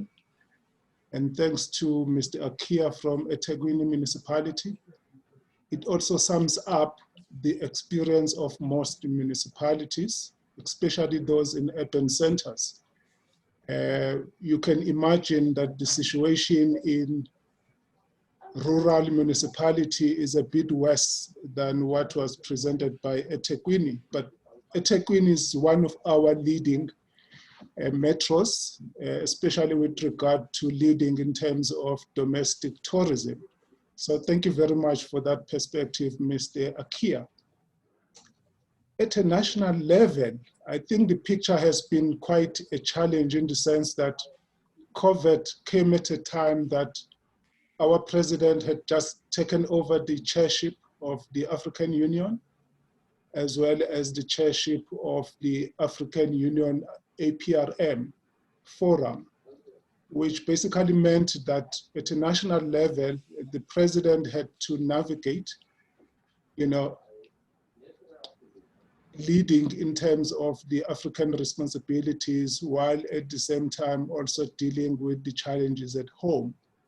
And to sum it all, basically what happened is that the country, by and large, we managed to contain the impact of COVID in the sense that the national government ensured that the impact of COVID does not overwhelm our health facilities. So the lockdown that was proactively implemented enabled the national government to plan accordingly, to the extent that we had enough capacity to deal with the highest peak of COVID, which when it arrived about 3-4 weeks ago, it was below the anticipated level, which meant that the facilities that had been created on a temporary basis in terms of dealing with COVID, we didn't have to use them. And so our health facilities were protected because during the lockdown, alcohol was banned, as well as cigarettes, which are one of the contributing factors that tend to burden our health facilities in terms of their impact. So that is the general picture at a national level. Right now, we are going to the lowest level in terms of relaxation of our COVID restrictions. We are going to be going to level 1 within the next 7 days, meaning that the strategy that our national government implemented did work according to the expectation. The international travel will be relaxed from this week, but only restricted for starters to diplomatic staff and those that have got prior permission to travel. But obviously, because of the interdependence of nations, it really doesn't make much sense that we can travel, but the countries that we need to visit are still not open to us to travel to. So the impact is still with us, but we are navigating the change. And just this week, the partnership between government, business, and civil society are finalizing a package which is going to deal with recovery. So the president will be announcing that recovery package, while at the same time ensuring that we do not lose focus in terms of the task of ensuring that we don't have a second peak in terms of the virus. So that is the general state of affairs as far as the national picture is concerned. But because of the responsibilities that our president is carrying, as you all aware that we've got United Nations General Assembly next week, we've had to prepare like other countries for international events in a changed environment, which meant that those of us who can work have got extra burden in terms of the work that we have to do in terms of providing support. Because, some of our employees are still working at home and are not in a position to come to the offices to utilize the facilities and the technology that is available in the offices. But so far so good as a country. But the crux of the matter is, from my point of view, is that we are the people. If you look at UCLGA vision, it's about people. it's about people. So we need to focus now in terms of how do we come up with strategies that ensure the social and emotional recovery of people? Because my assessment at the moment is that we have a subdued workforce. People are trying to work, but at an emotional level, they are still subdued by the impact of COVID. And that extends to schools, that extends to universities, and that extends to all the spheres of government, more so in local government, because of the state of disaster, local government had to rely more on the national and provincial government in terms of leadership and resources. But local government is really struggling in the sense that whatever weaknesses it had are being magnified by the impact of COVID, meaning that they have to do more with less going forward. So I think that is the major impact. But for me as a practitioner, as an academic, the question is, how do we ensure that our recovery plans include the emotional, social aspect? Because even employees that are able to work now, they are in a state of being subdued by the emotional impact of COVID. The people that I would normally get a response within a day, they come back to me after 2 days, meaning that although they've got all the technology that they need, but at an emotional level, it takes them more time to digest, to synthesize the information that they have and be able to assist. To me, that is the major challenge, because the impact of COVID, by and large, is more or less magnifying all the things that we know in terms of inequality. It magnifies the differences, poverty, it magnifies that. And then we've got climate change. The rural areas have got drought. So it magnifies those challenges in the sense that we have to respond with less resources, with less emotional stability amongst our government officials, with less mastery of the technology. If you look at our international relations people, they've never had to organize for a United Nations assembly under the current circumstances, which is the same as any other country. So it's a challenge that we still have to navigate, but I think the emotional aspect is going to be our major challenge because it's difficult to quantify. You can quantify the economic recovery that our partners are working on. You can put a figure. The economic stimulus that we had, there's a figure attached to that. But emotional impact on people, how do you quantify that? How do you mitigate that? You know, how to ensure that our policies that these people have got to develop can adjust to the new reality? To me, that is the aspect that still has to manifest itself in 1 year, 2 years, 5 years, 10 years to come, because our children will be graduating from university, but there will be less and less opportunities. So how do we, as employees at all levels or spheres of government, as parents, navigate that aspect? So to me, those are the challenges that we have. And we have to think beyond what we know, but there will be fewer of us who are facing that challenge because the other people can't cope with themselves. So they've got less time to give to others or to share with others the emotional strains of the challenges that they have.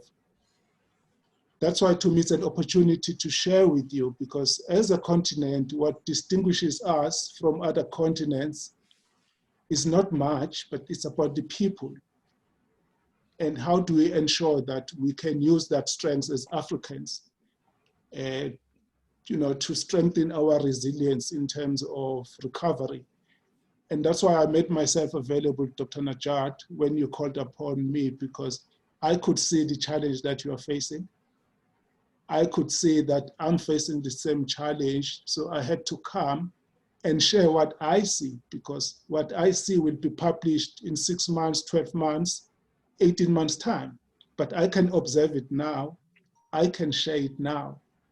So that is the beauty of us being able to get together and share. Thank you very much for the opportunity, and I hand over to you. Thank you very much. Thank you very much, dear Dr. Patrick.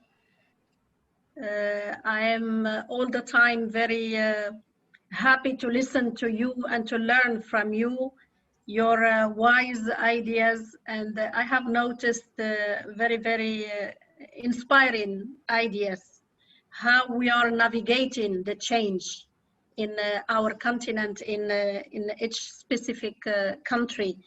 We are facing similar challenges, but each country has its own national context. All what we are doing is about people. It is not about governors and rulers, but about people. What we are doing to prepare ourselves to stay resilient within this pandemic. Thank you very much.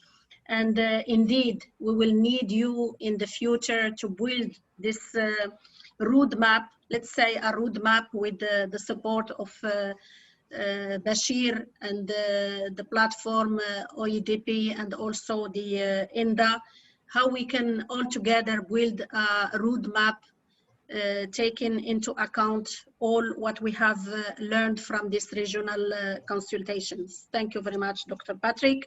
And without any delay, let me give the floor maybe again to Honorable Maria Langa, because I'm seeing her here.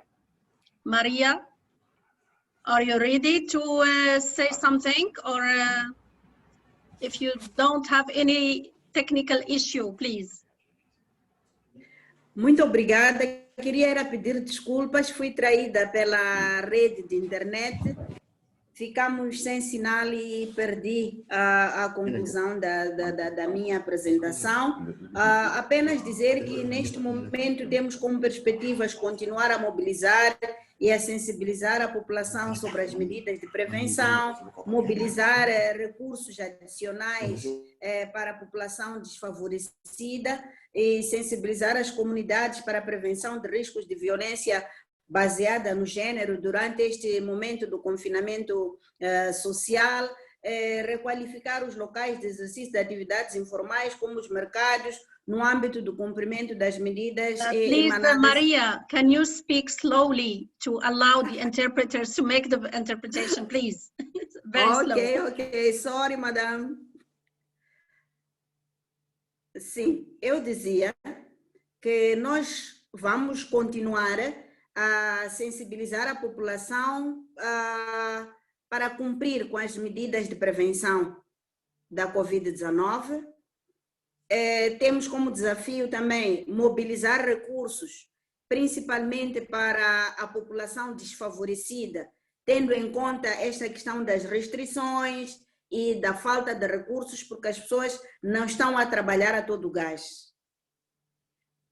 Vamos também sensibilizar a população no combate à violência doméstica. Como devemos imaginar, com o confinamento social, as questões de violência doméstica aumentaram e é preciso que as pessoas aprendam a conviver, mesmo sendo obrigadas a estar muito tempo em casa. Vamos continuar também com o trabalho da requalificação dos nossos mercados. Dizia o meu colega da ANAM que os nossos mercados têm muitos vendedores, tem vários aglomerados de vendedores, sejam eles formais ou informais.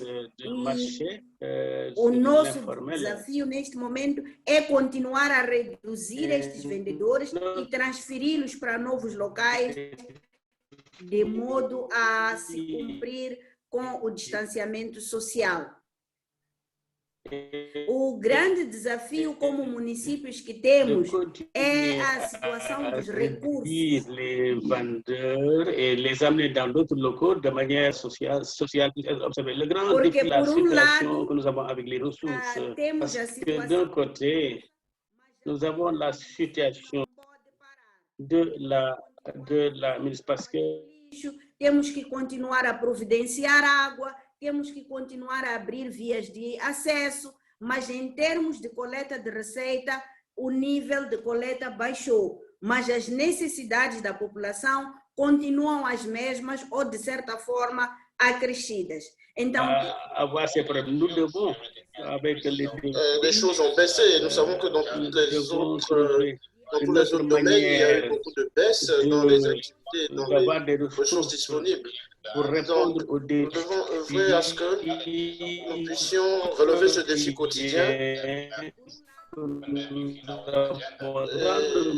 gérer cette pandémie au sein de notre programme. Même si nous avons ce problème de COVID, d'un autre côté, il est important nous devons 19, mais il résoudre ces problèmes. Que la direction, l'autorité puisse être en mesure de répondre efficacement des problèmes dans notre quotidien. problème. Merci beaucoup. Afin que nous puissions être en mesure de lutter efficacement contre cette pandémie. Merci beaucoup.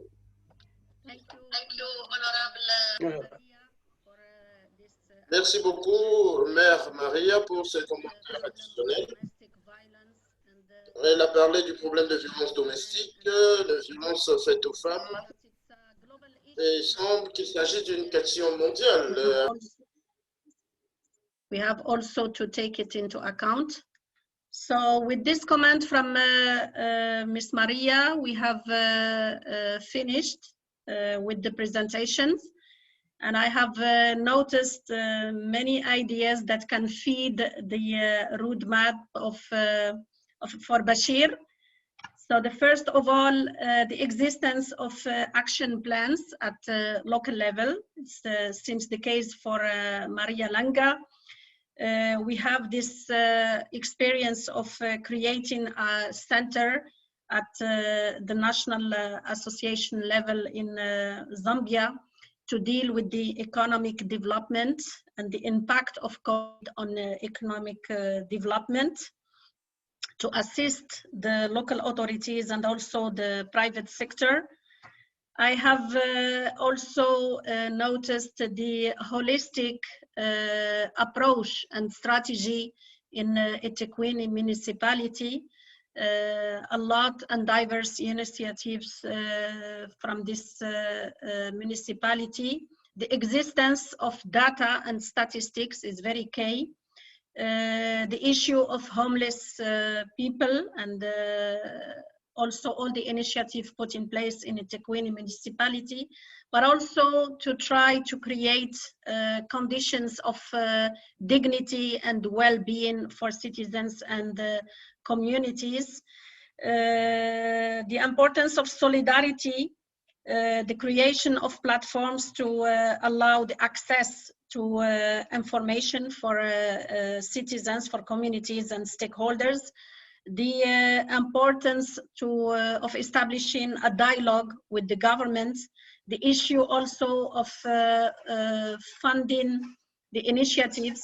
We have to do a lot with less in this new context, and we have to put all together all these initiatives, idea, projects, plans, strategies to make sure that our continent and also our African states and local authorities stays resilient. So this is the key ideas. Of course, we have more, and we will gather all the presentations done this morning for our final reports that will be shared with the participants. Thank you very much, Bashir, for the trust and for this responsibility. And then I have finished. I give the floor to Bashir for a moment of discussion with the audience, if there is any question or comment. Thank you very much.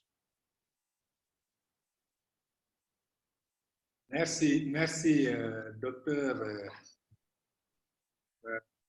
pour l'introduction des panélistes et surtout pour les éléments de feuille de route que vous venez de dégager qui me semblent très pertinents.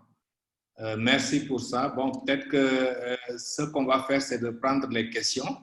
Oui. Si dans le public, il y a des questions posées, bon, vous pouvez les répercuter aux différents intervenants.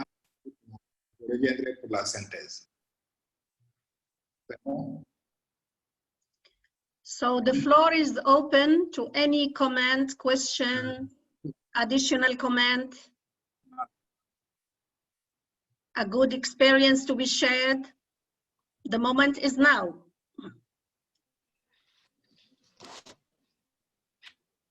Rafael? How do you like? Yes. Hi, Please. Philomena. How are you? Good morning, Rafael. Good morning. It's a pleasure to speak with you, and it's really interesting all the point of view that we are sharing now.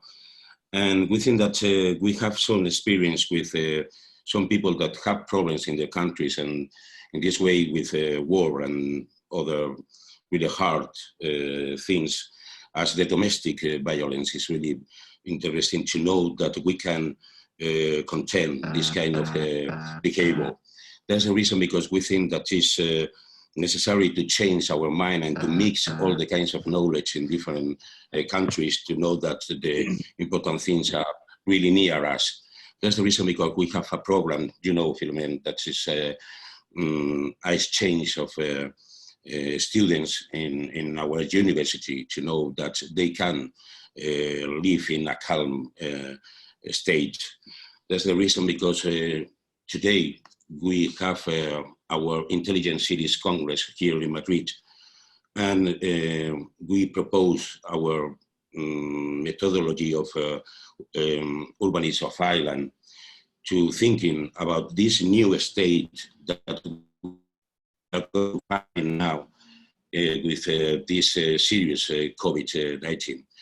And then we offer our knowledge that is not so much, because we are learning the whole time, but I'm sure that we can make it together.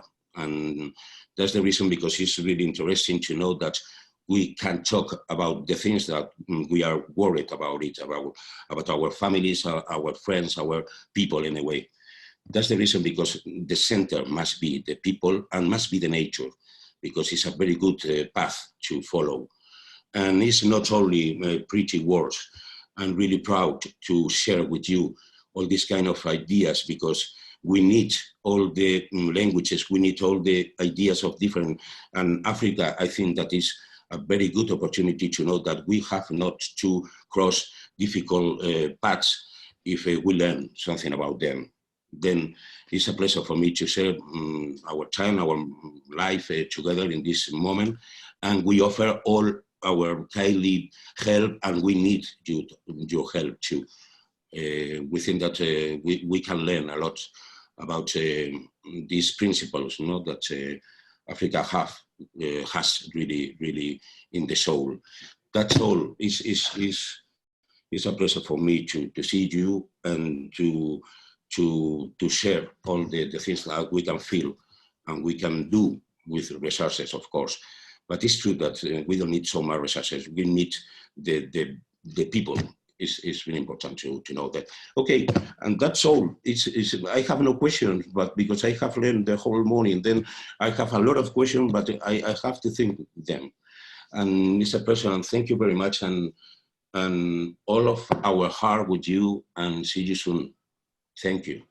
Excuse me, dear Rafael, you're from which institution? From Madrid? Yeah, we are the Universidad Camilo José Cela de Madrid.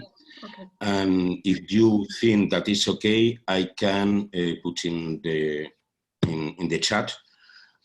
Our writing in the Congress now is too heavy because of PDF with a lot of megas, but perhaps I'm going to send you yes, and you can search it. Okay.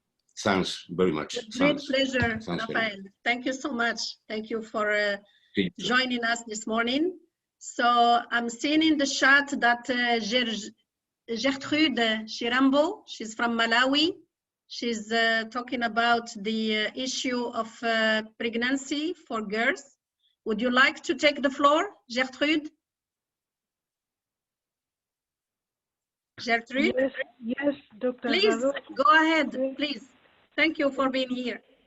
Thank you for your invitation. I just wanted to just give a little contribution to say that in Malawi, it has been found that thousands of girls have been impregnated, the high school going girls. In one district, there is over 400 reported pregnancies. So there are issues of sexual abuse, as well as poverty, as well as keeping the girls idle. So we are trying to find ways to keep the girls busy and the youth busy in the midst of the school closures. Like at the moment in Blantyre, we have an art center where we've introduced a program to teach them art and crafts like carpet, hand making carpets, so that they can be busy doing crafts. At the same time, they can get market to sell to keep them busy. So I just wanted to contribute to that one. And also in the midst of COVID response, it was found that in the rural areas, as our women counselors go out to give out hand washing facilities, they find that there are more needs than just the hand washing facility. They find that the issue with survival, food security, as it has been mentioned earlier on, is also an issue. So in designing programs for COVID response, it's also important to consider the livelihoods, how people are surviving, so that we can look at their most priority needs. Thank you. That is all I wanted to contribute. Thank you. Thank you, Honorable Gertrude. She's representing the Refela from Malawi. Thank you for being here with us and sharing with us really serious concerns about the impact of the COVID on women and girls. Beside the domestic violence, we have also the problems faced by girls. A girl is supposed to be with her parents or in the school, not to be pregnant. So this is another issue we have to deal with. Any other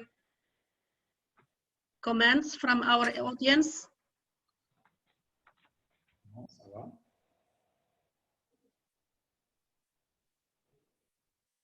I have Puven. Puven is asking to take the floor. Puven, go ahead, please.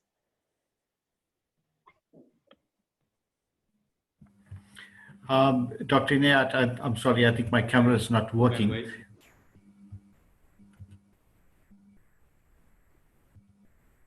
Yes, please. Okay, thank you.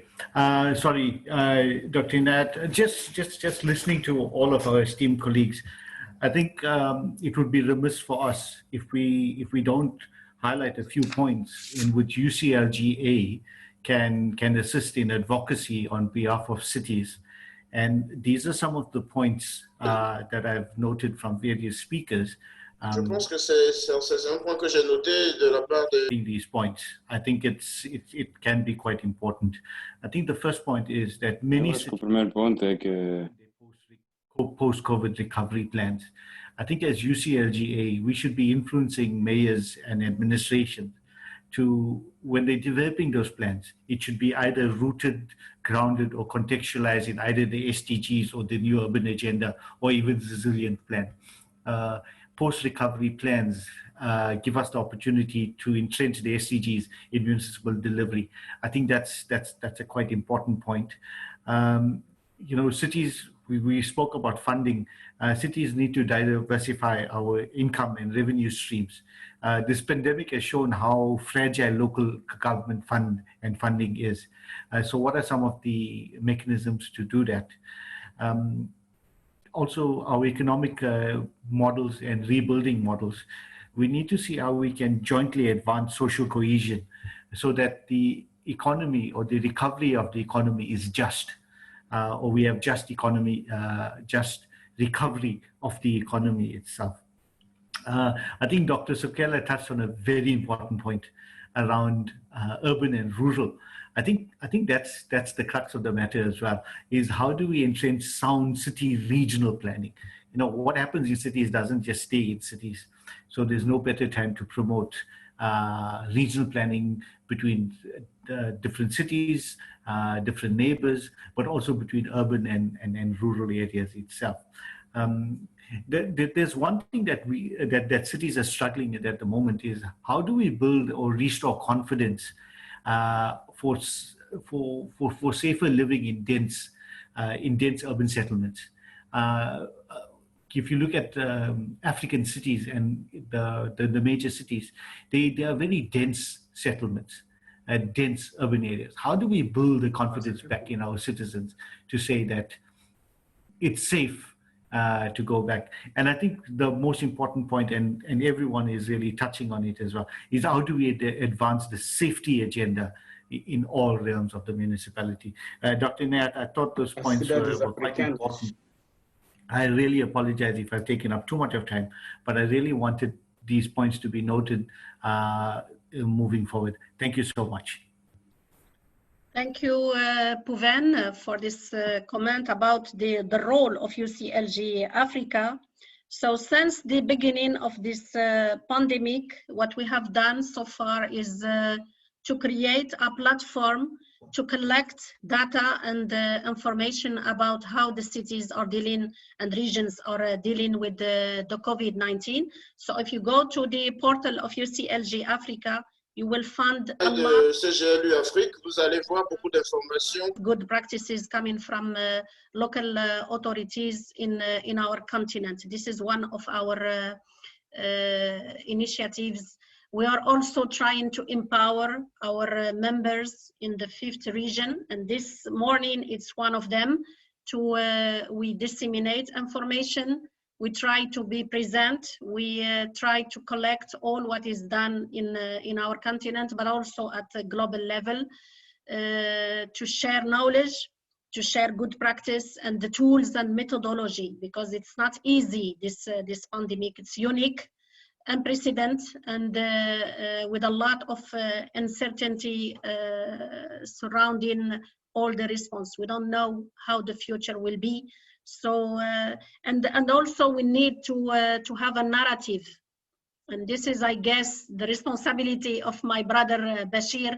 We have to build a narrative about how all the cities and territories have put in place the response to this pandemic. Thank you very much. Any other comments?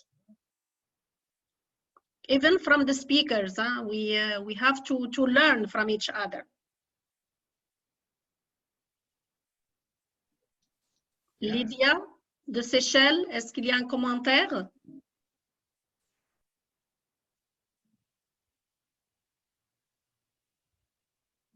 So maybe Dr. Patrick?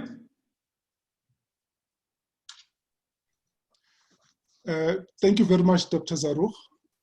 I think the small steps, I remember when I spoke to you during the first 3 weeks of the pandemic, I've seen the resilience in yourself and I can see the product now.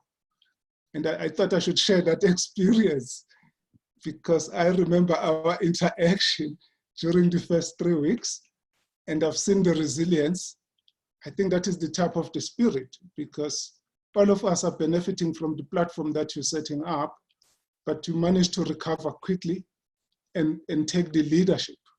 I think we need to recognize and appreciate that. Thank you very much. Très bien.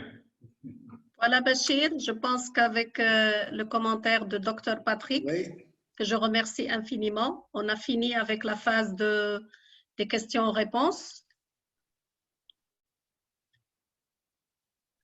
Est-ce qu'il n'y a plus de commentaires? Comme ça, je cède maintenant la parole à Bachir pour la suite de notre programme.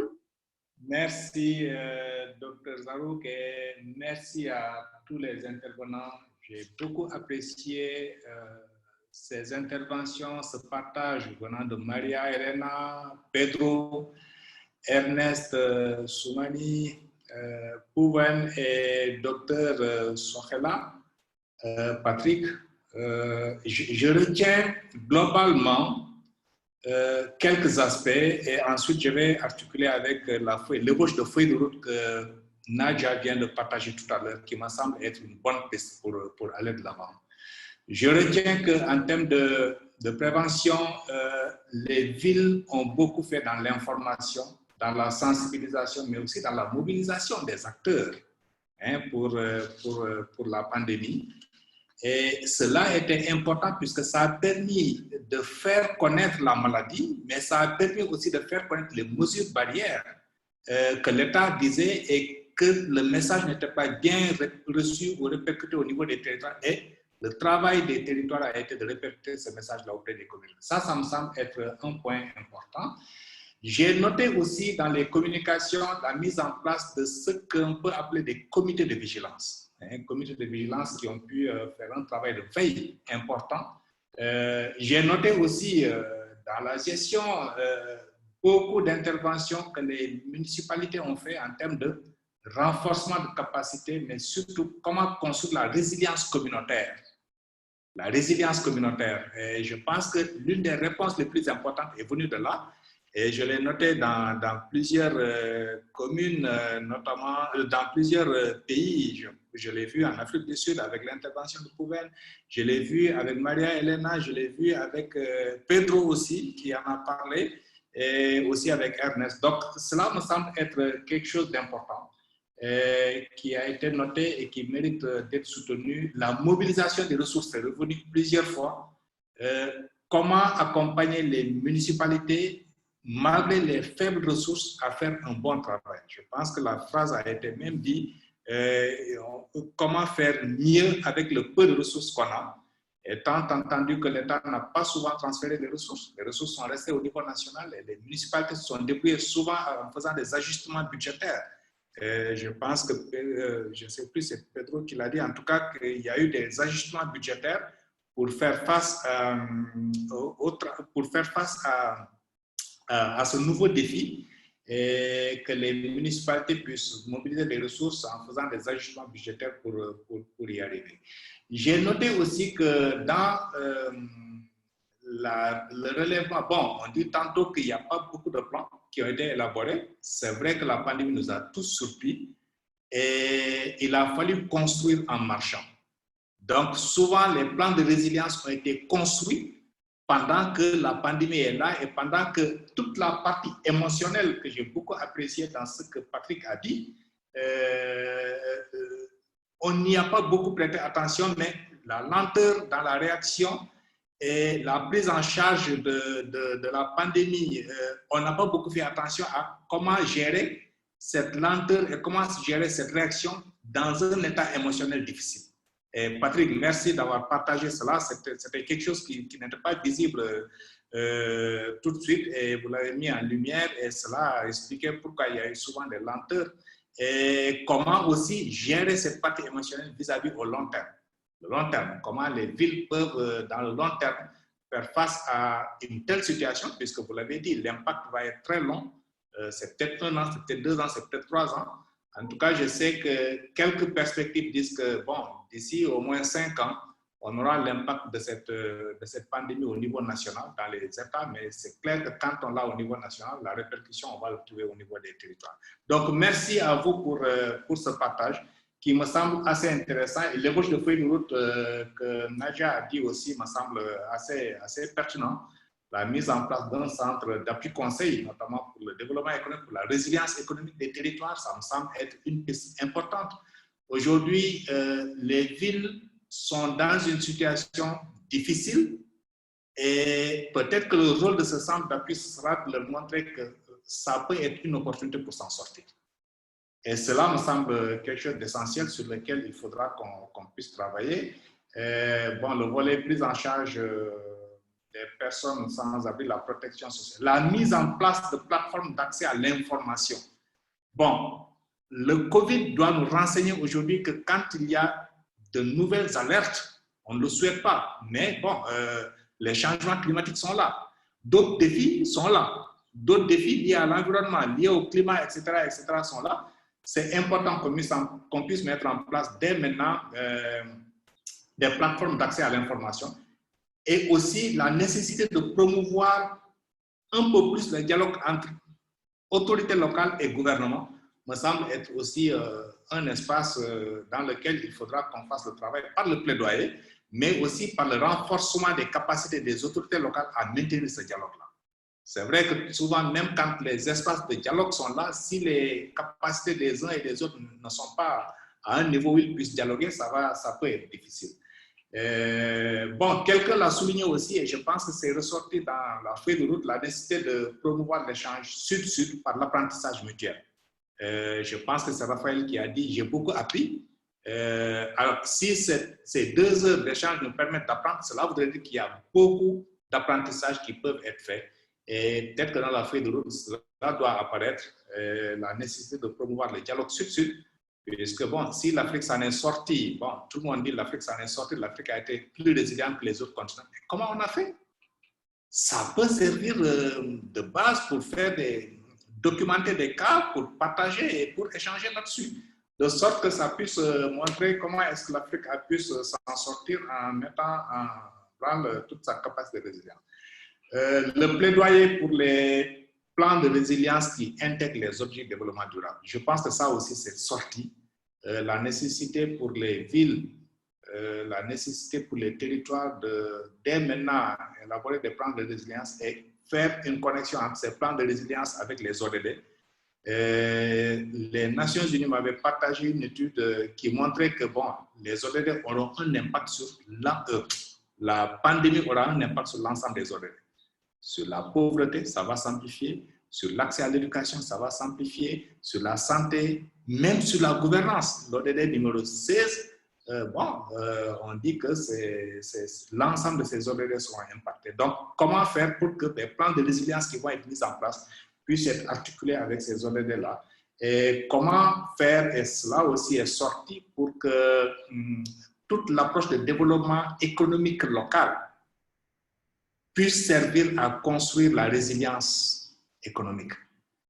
En d'autres termes, l'identification des ressources locales qui puissent permettre de bâtir une approche de développement durable basée sur nos propres potentialités. Et aussi un élément qui est sorti, bon, c'est ce que l'autre disait, Raphaël, je pense, en disant qu'il faut bâtir des modèles économiques basés sur le local.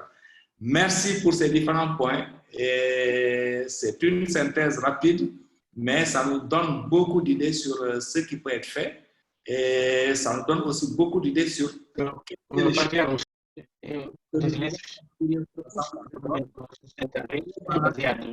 sobre aquilo que você quer fazer e sempre temos muitas ideias que nós podemos levar juntos. Les participants, surtout les panélistes, pour leur intervention, pour leur partage. Os participantes, sobretudo os panelistas, para a sua interpretação, agradeço-os também para a sua participação.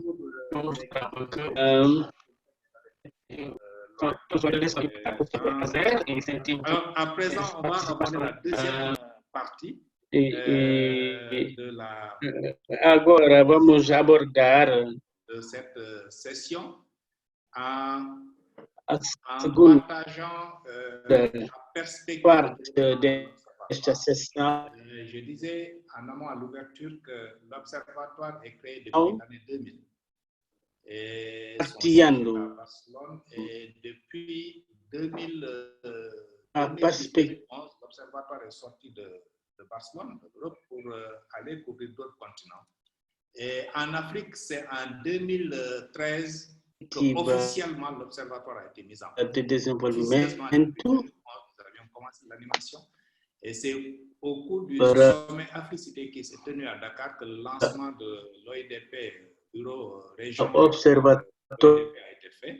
Et là, vous voyez les images du lancement. Il y avait 156 participants venant de 16 pays, dont 13 africains, et bon, avec une présence des gouvernements locaux, des autorités locales, de la société civile.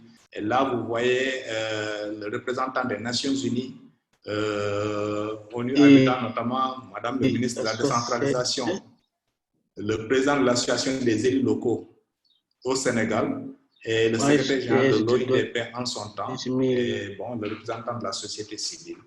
Et donc, en présence, bon, je dirais aussi de la société civile et du milieu académique. Et les objectifs de cet observatoire sont déclinés autour de 3 grands pôles. Le premier, c'est observer, suivre et rendre visibles les expériences de démocratie participative en Afrique. Il est clair qu'il y a beaucoup d'expériences qui se tiennent. Bon, l'intention pour nous, comme quelqu'un l'a dit tantôt, c'est de faire en sorte que ce qui se fait en matière de démocratie, ça puisse servir d'apprentissage pour les uns et les autres. D'accompagner la mise en œuvre et le renforcement des processus de démocratie participative en Afrique, deuxième objectif. Et le troisième objectif, c'est de capitaliser les expériences avec le reste du monde. C'est important que l'Afrique représente associations et associations civiles et en perspective. Très souvent, il y a de bonnes choses qui se font. Les objectifs daqui a 3 anos, para intenção para nós, como alguém disse, é ce qu'ils font et bon, les partager actuar de tal maneira dans des séminaires, dans les rencontres internationales, etc. De sorte que l'Afrique puisse aussi contribuer em termos de democracia e design. Segundo objectif, terceiro objectif. Bon, ça c'est le panorama depuis 2004 des expériences de budget participatif, notamment en Afrique, avec l'émergence sur 3 cas en 2004, 2003, au Sénégal, au Cameroun et à Madagascar, ensuite en 2009. Le panorama é importante que a África possa nesta postura. En 2014, on est passé à 347 cas dans 23 pays et vous voyez que plusieurs pays qui sont en vert sont des pays où on a identifié des expériences de démocratie. Le dernier recensement date du mois d'octobre. Ça a été fait au mois d'octobre et ça a laissé apparaître 958 cas dans 27 pays. Et bon, il y a encore quelques poches qui sont restées en blanc. L'Afrique possa também contribuir. Mais d'accompagnement peut-être des municipalités et d'accompagnement des États à articuler des approches de démocratie participative. Alors, quelques activités, l'essentiel des activités tourne autour du renforcement. As experiências l'Observatoire a eu à conduire des Cameroun. Et les derniers instants, notamment depuis 3 ans maintenant, c'est en partenariat avec Madagascar et 2009.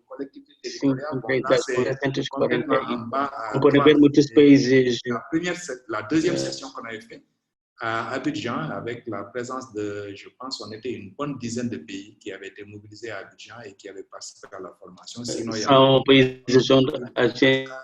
Burkina Faso, Congo, etc., en termes de formation. Bon, le travail de l'observatoire, c'est aussi le plaidoyer et le réseautage. Plaidoyer et réseautage et surtout influence. Bon, c'est expériences démocratiques.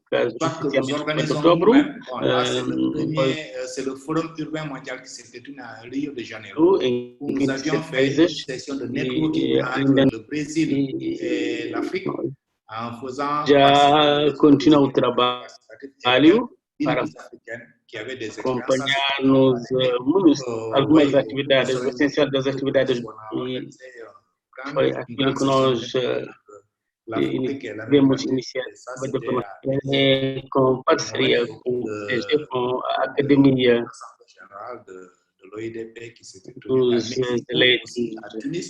La première grande a segunda sessão que nós tivemos em Abidjan, com a presença, éramos 10 países. Et là, c'était la première grande conférence de l'Observatoire mobilizados em Abidjan e que assistiram à formação. Organizamos New York, c'était plus fizemos uma sessão de networking com o Brasil, levando alguns países que tinham experiência a participar. Et nous avions participé à la relecture en tant que société civile. Tivemos uma grande sessão com a África e América Latina. Dans le nouvel agenda urbain. Et fort heureusement, quand ça a été adopté à Quito, bon, l'ensemble des dispositions que nous avions suggérées en termes de participation citoyenne, en termes de démocratie participative, ont été adoptées par les chefs d'État. Alors, maintenant, sur les perspectives de développement, au cours de la 19e Assemblée générale de l'OIDP, qui s'est tenue à Mexico, Iztapalapa à Mexico, nous avions convenu que nous allons avancer sur la formalisation de l'OIDP en mettant en place les instances politiques et les instances opérationnelles.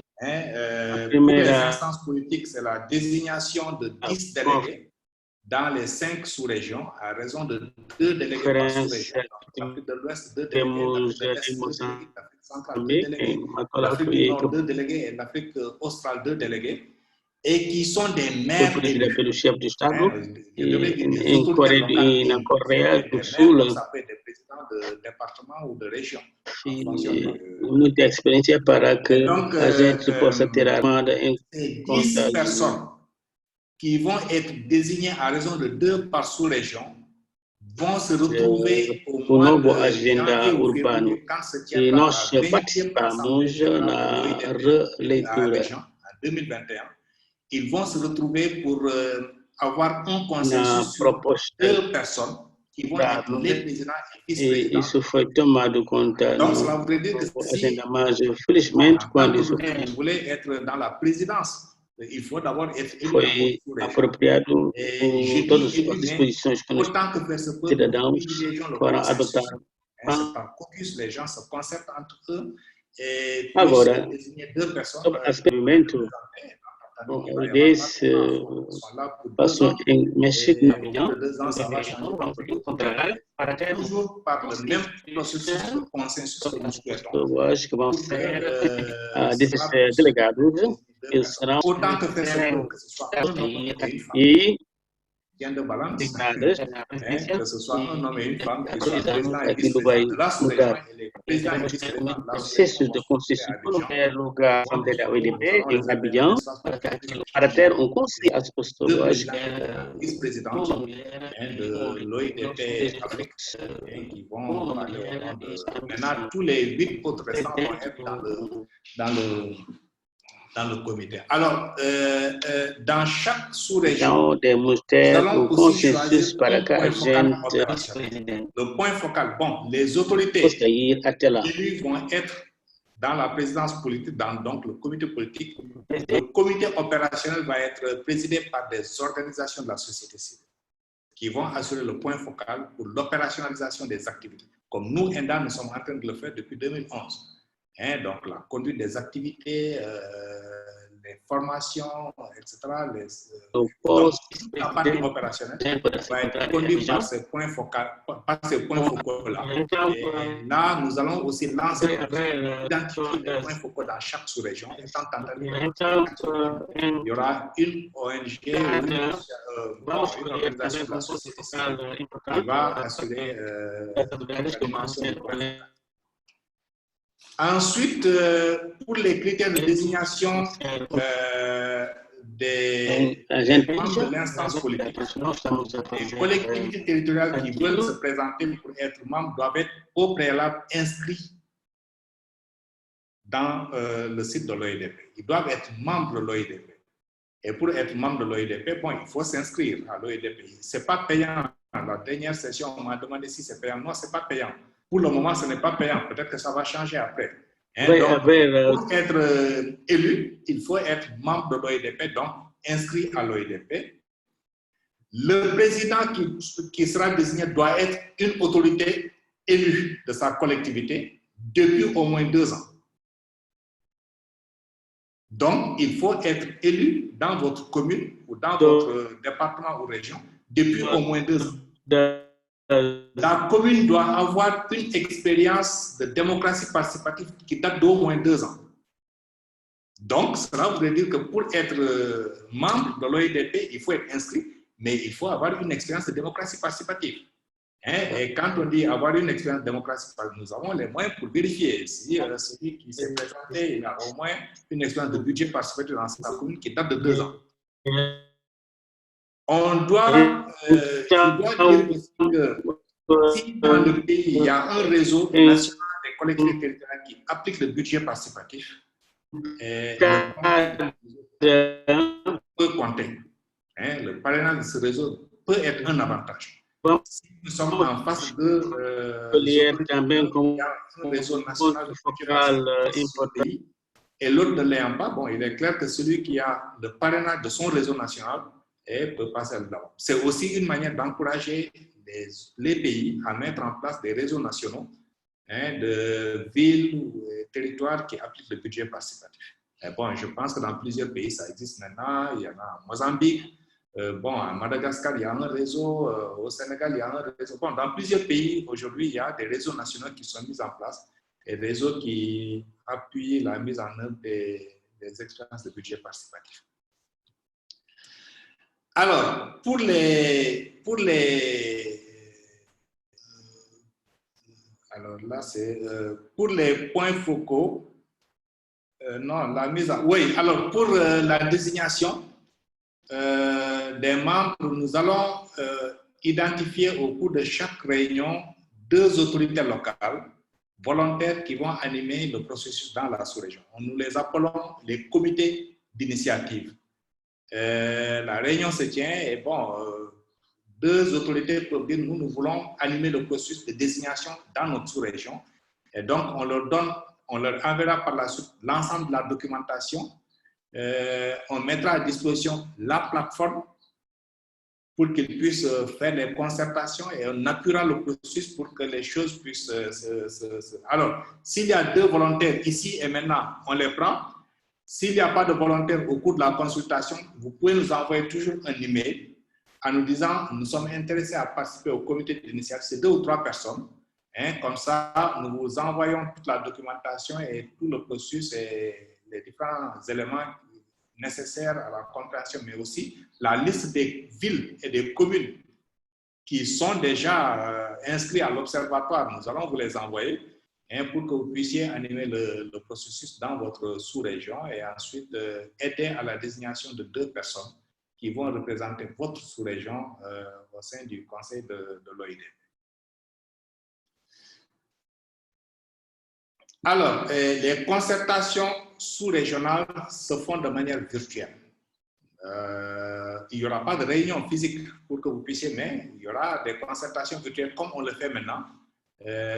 Si on a 2 membres du comité, on mettra à sa disposition une plateforme et on peut mettre à sa disposition aussi toute la facilité pour l'interprétation et la traduction simultanée pour qu'ils puissent, et on nous donne la liste aussi. Comme ça, ils vont faire les concertations pour la désignation du président et du vice-président.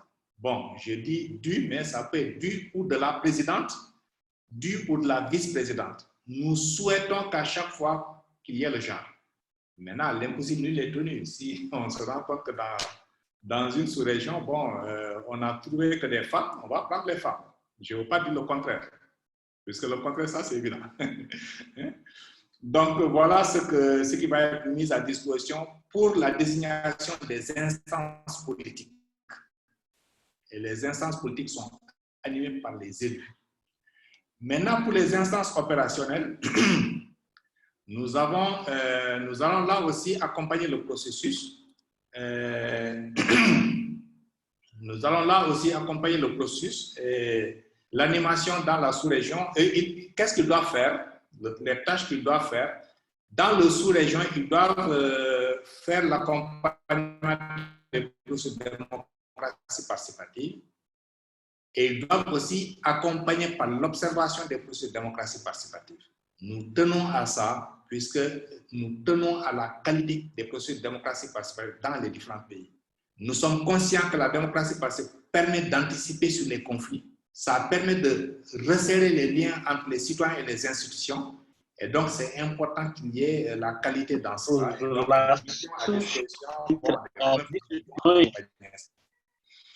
Ils vont faire l'animation dans la sous-région.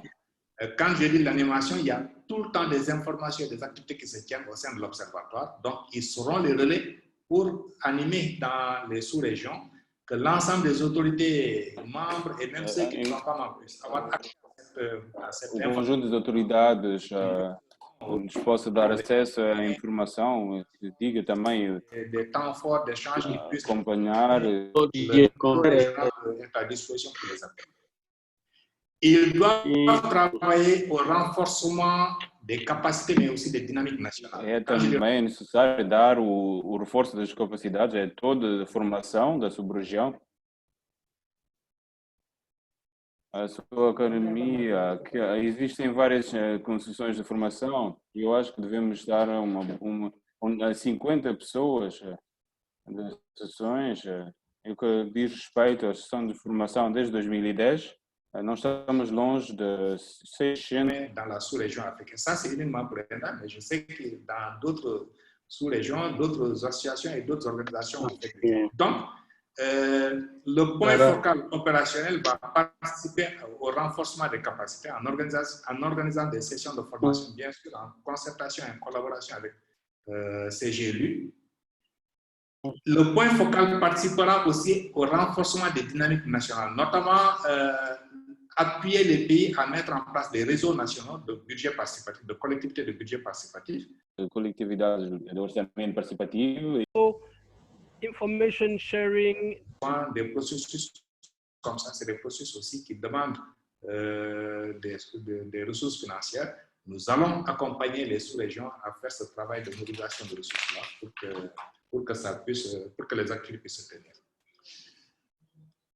Bien, maintenant les modalités pour la mobilisation des points focaux, des appels à candidature vont être lancés aux organisations de la société civile. J'insiste parce que, bon, à la suite des 2 dernières consultations, bon, des gens ont pensé qu'individuellement, ils peuvent être recrutés. Non, nous souhaitons autant que faire se peut que ce soit porté par des organisations de la société civile qui vont être des points focaux. Nous, on a été point focal depuis 2013 officiellement et 2 ans avant, nous faisions déjà office de point focal avant de formaliser. Donc, c'est les organisations de la société civile qui vont être les points focaux opérationnels. Et donc, on va lancer les appels d'offres. Les organisations qui seront intéressées vont se manifester. On va faire une sélection, bien sûr, en analysant ce qu'ils ont proposé, avant de faire l'habilitation et l'installation officielle du point focal dans la sous-région. Voilà, là, le dernier slide, c'est partager avec vous le site pour ceux qui sont intéressés et qui veulent s'inscrire à l'OIDP. Ils peuvent le faire à travers ce site-là. Bon, vous pouvez juste faire capture d'écran pour ceux qui sont intéressés en rentrant dans le lien de l'Observatoire africain ou en rentrant dans le lien de l'Observatoire international. Vous avez le formulaire pour vous inscrire et adhérer à l'Observatoire. Voilà, bon, ça c'est la fin, le dernier slide. Bon, ça c'est mon email pour ceux qui souhaitent, comme je l'ai dit tantôt, des autorités locales qui souhaitent être dans le comité d'initiative et ils peuvent m'écrire à cette adresse-là. Bon, sinon, si ici et maintenant il y a des autorités qui sont intéressées, et nous pouvons aussi prendre les 2 ou 3 personnes qui sont intéressées pour être le comité d'initiative à qui nous allons faire le travail. Nous allons envoyer toute la documentation pour qu'ils puissent faire le travail. Je m'arrête là. Et en ouvrant maintenant les échanges, s'il y a des questions, des clarifications, ceux qui ont besoin de compléments d'information, ils peuvent poser les questions maintenant pour qu'on puisse apporter les réponses. Et maintenant, ceux qui sont aussi intéressés, les autorités locales, notamment les maires, les présidents de départements de région qui sont aussi intéressés, ils peuvent se manifester maintenant. Bon, soit sur la plateforme, soit en levant la main, ou alors ils peuvent nous envoyer des emails pour manifester leur intention. Comme ça, on va consulter les 2 ou 3 personnes qui vont être juste dans le comité d'initiative. Le comité d'initiative, c'est le comité qui permettra de faire l'animation et aussi qui permettra de faire tout le travail d'accompagnement pour que la désignation des 2 personnes qui vont être les présidents ou présidentes, les vice-présidents ou vice-présidentes dans la sous-région puisse se faire. Donc, il y a un travail qui doit se faire dans chaque sous-région et nous souhaitons que ce soit fait par les autorités elles-mêmes à travers 2 ou 3 personnes qui vont être dans le comité d'initiative. Donc, s'il y a des volontaires ou des personnes qui sont intéressées, les maires et les présidents, vous pouvez vous manifester maintenant ou alors vous pouvez nous envoyer un email. Et comme ça, nous vous enverrons la documentation pour accompagner le processus d'animation du comité d'initiative. Voilà, je m'en arrête là. S'il y a des questions, je les prends.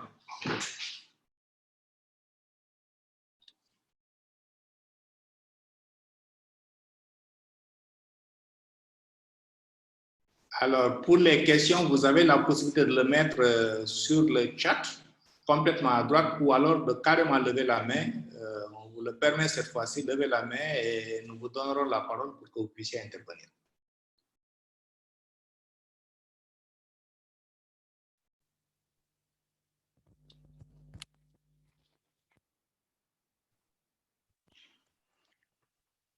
Excusez-moi, Bachir, j'ai une suggestion. Oui, Nadia. Oui, est-ce que nous pouvons avoir la présentation que vous venez de faire? Est-ce que vous m'entendez?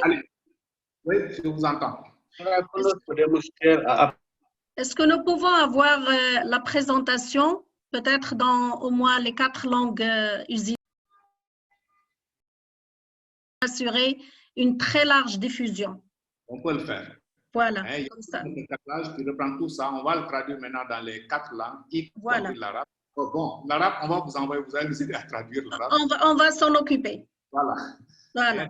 On vous l'envoie pour les besoins d'information de vos membres. Très bien, avec plaisir. Merci. Merci, Nadia. Alors, des questions pour les participants? Ça va? Maria Elena, ça va? Elle est au courant de tout ce processus. Je pense qu'elle a été là depuis très longtemps.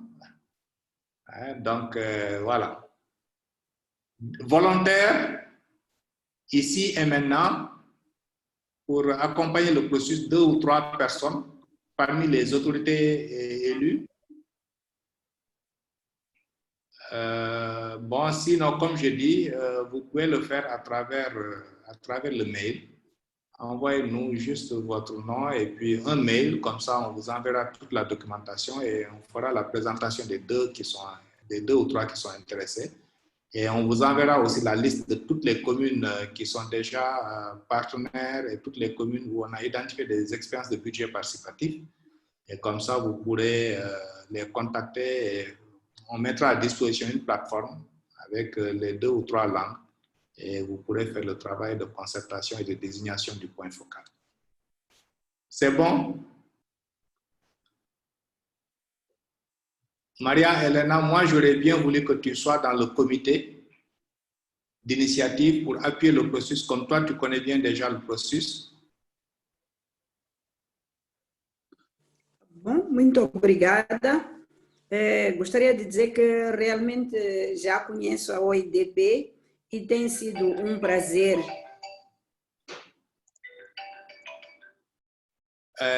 Je n'ai pas le son. Traduction portugais, je n'ai pas le son.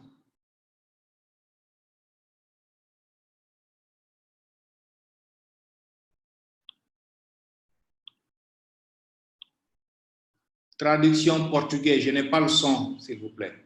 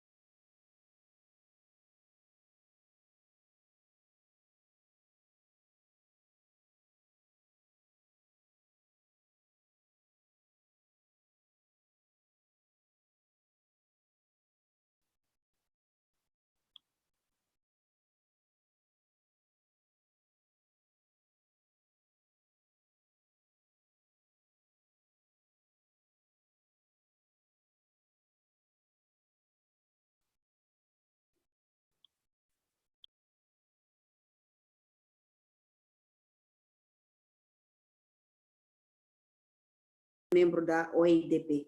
Obrigada.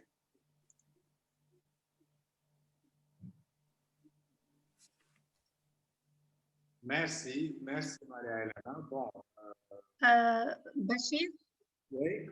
maybe you know that I'm the godmother of Refela. Je suis la marraine du réseau Refela puisque en 2011, on l'avait créé avec notre frère Jean-Pierre Elambassi à Tanger.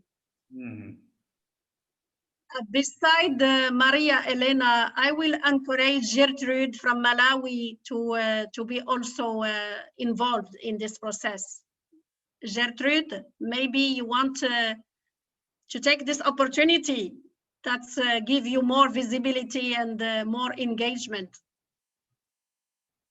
And you will see, dear Bashir, that when women commit to do something, they do.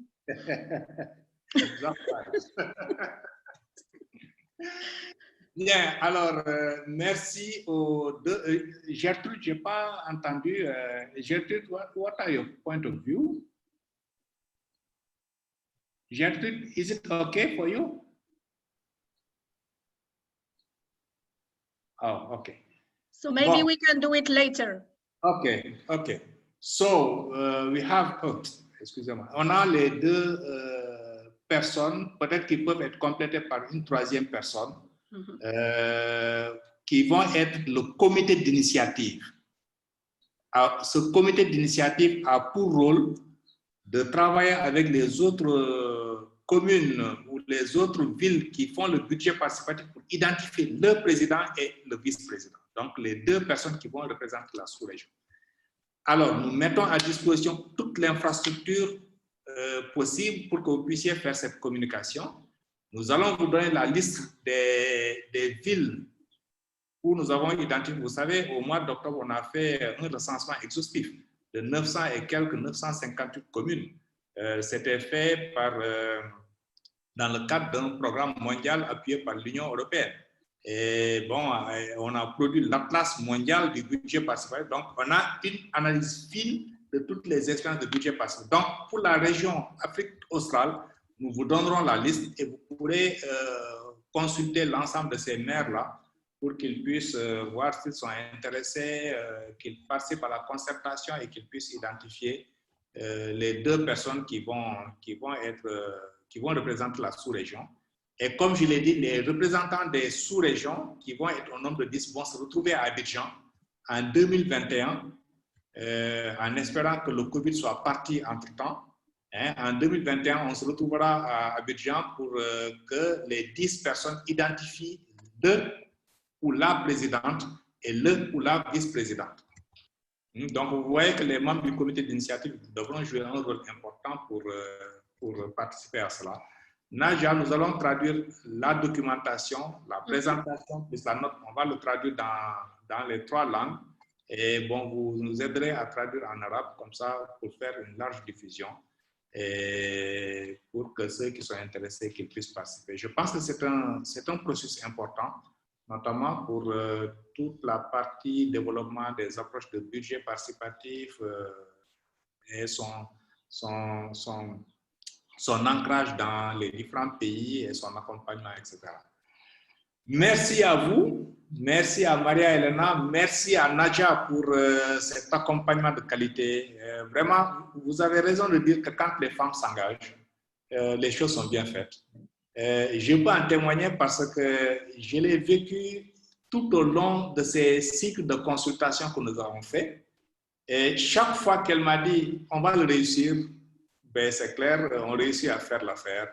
Les gens sont mobilisés, et surtout des personnes de qualité. Donc, Nadia, merci à toi. Bon, à travers toi, merci à Jean-Pierre Elambassi qui n'a pas pu se joindre à nous aujourd'hui, mais on comprend les causes. Mais bon, vous êtes là, directrice de l'académie et personne importante et pilier à CGLU. Merci pour ce fantastique travail que tu fais avec toute ton équipe. Bon, je ne peux pas citer tous, mais au moins je vais citer une, Louva, qui fait un travail fantastique de mobilisation. Je sais que dans les différents pays aussi, bon, vos différents institutions d'ancrage font un excellent travail. Donc, merci Nadia et merci à tout ce beau monde qui travaille avec toi. Je voudrais également remercier les panélistes.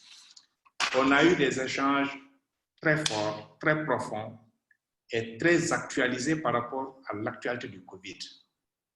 c'est une pandémie, mais ce que moi j'ai appris à l'issue de ces consultations, c'est qu'en définitive, l'Afrique croit en elle-même et cela semble être quelque chose d'important.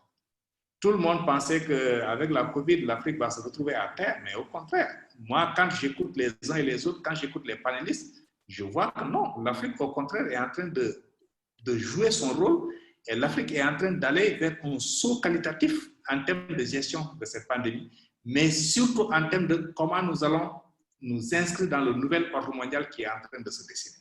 Et ça, c'est important. Et dans ce nouvel ordre, je vois que les collectivités locales, les villes vont jouer un rôle important.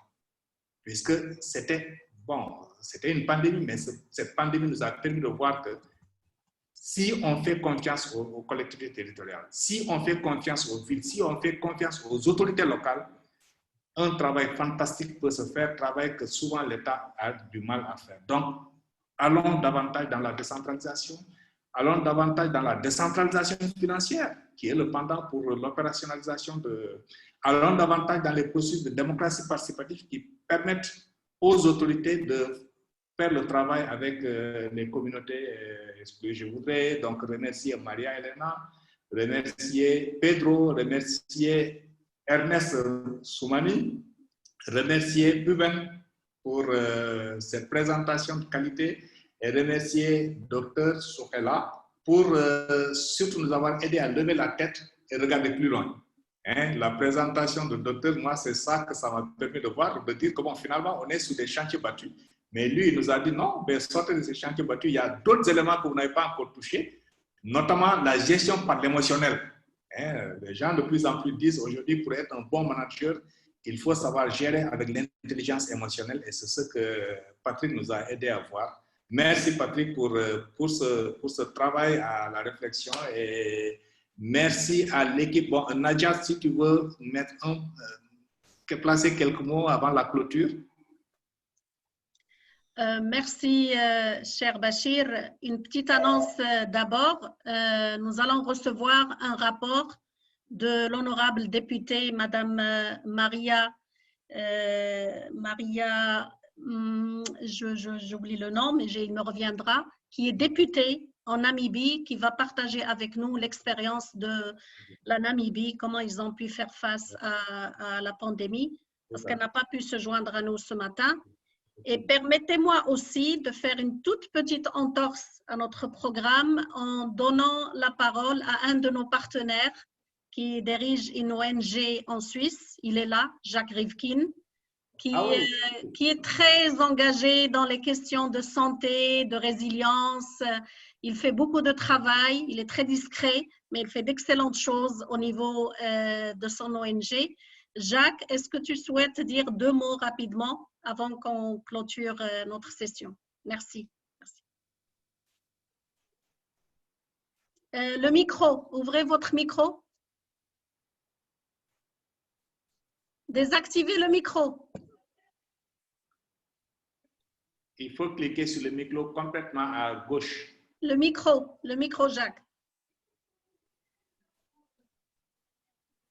Bon, apparemment, il ne nous entend pas. Non. Il ne nous entend pas. Voilà. C'est bon maintenant? Non? Oui. Il faut désactiver votre micro, Jacques. Peut-être qu'il ne sait pas le faire. Oui, bon, ou alors il ne... Eh ben, ça sera pour une autre fois. Avec la diaspora. Oui, sûr. Avec la sous-région. Ben, je tiens tout d'abord à vous féliciter, cher frère Bachir, pour ce cycle de consultation régionale qui a couvert les 5 régions d'Afrique de notre continent, le continent que nous voulons tous ensemble. Nous l'avons fait également dans le cadre de ce partenariat solide et durable et stratégique que nous avons avec INDA ECOPOP et également avec l'OIDP. Et je pense avec toutes les informations, toutes les statistiques, toute la documentation, la méthodologie qu'on a pu réunir à travers ces consultations vont nous aider ensemble à aller de l'avant et à y mieux voir notre futur pour rester solide et résilient et nous vous assurons de la disponibilité avec notre secrétaire général et avec tout l'écosystème de CGLUI Afrique d'être avec vous, d'être à côté de vous pour nous améliorer, pour progresser et pour que main dans la main, on reste résilient, solide dans la dignité et dans le bien-être. Merci Bachir pour ta confiance et ton appui. Je peux prendre parole? Oh, j'étais là. Je suis là. Alors, je vous salue tous. Je crois qu'on est tous devant un questionnement fantastique, puisque tout le monde se contredit depuis des mois et qu'on reste dans le confinement et dans une forme de désespoir. Je suis d'accord sur la question des collectivités. Le problème, il se pose à côté de vous, dans vos localités, chez vos populations, ni en Chine, ni en Amérique, ni en France. Et c'est en trouvant les solutions locales que l'on pourra trouver à lutter contre le Covid. Le Covid, c'est le résultat de l'inconscience que nous avons eue vis-à-vis de l'hygiène de l'environnement, de l'alimentation, de nos animaux. C'est la suite des maladies que nous avons créées, que nous avons fabriquées durant tous ces mois. Je crois qu'il faut se mobiliser maintenant pour l'hygiène. L'hygiène est notre meilleure maladie, notre meilleur moyen de se sauver. L'hygiène, ce sont nos actes. Ils ne coûtent rien. C'est une question d'éducation. C'est une question de gouvernance et de maire. Je crois que c'est la direction que nous devons prendre et qu'il y a les qualifications dans toute l'Afrique. Partout, je parle avec des biologistes, avec des scientifiques qui ont des compétences. Ils n'ont pas la parole. On ne leur donne pas accès aux médias. Ils sont dans le silence. C'est une catastrophe parce que ce sont des gens qui ont une expérience bien plus importante que moi et c'est à moi d'aller les chercher en Afrique. Voilà ce que je vous invite, c'est de se réunir, de former une plateforme importante qui va les chercher, les dysfonctionnements, et qui va corriger un par un les dysfonctionnements qui ont perturbé notre destin. Mais merci Jacques pour ce fantastique plaidoyer. Nadia, tu as eu raison d'insister pour qu'on donne la parole à Jacques, puisque c'est le meilleur des plaidoyers qu'on a entendu sur la gestion de la COVID et surtout sur la perspective Afrique. Perspective qui s'appuie, comme on le dit, comme il vient de le dire, sur les questions d'hygiène, ça ne coûte pas cher, qui s'appuie sur les communautés, c'est ici et maintenant, qui s'appuie sur le local. Merci Jacques pour ce plaidoyer. Et je voudrais, pour terminer, remercier l'équipe qui a accompagné ce cycle, les interprètes qui nous ont permis de faire notre communauté, de nous entendre. D'abord, ceux qui ne sont pas là aujourd'hui, les interprètes en arabe, qui avaient été mobilisés à la deuxième, les interprètes anglais, français, les interprètes portugais, français, qui sont les différentes langues de l'Afrique. Et merci aussi à l'équipe technique qui m'a accompagné. Bon, c'est ceux que j'appelle les travailleurs de l'ombre, qui ne sont pas visibles, mais dont on sent l'action. Il y a Khadim juste à côté, Ibra qui n'est pas là aujourd'hui, Abdoulaye Sissé, mais aussi toute l'équipe qui accompagne ce processus. On est arrivé au terme d'un cycle et il nous reste une 6e région qu'on va consulter. Et on conviendra avec CGLU de la date de cette consultation. C'est important puisque c'est aussi une partie de l'Afrique qui est hors de l'Afrique et qui a son point de vue, qui a ses actions et qui a ses interventions en Afrique. Donc c'est important de leur donner la parole. Nous conviendrons de la date, Nadia.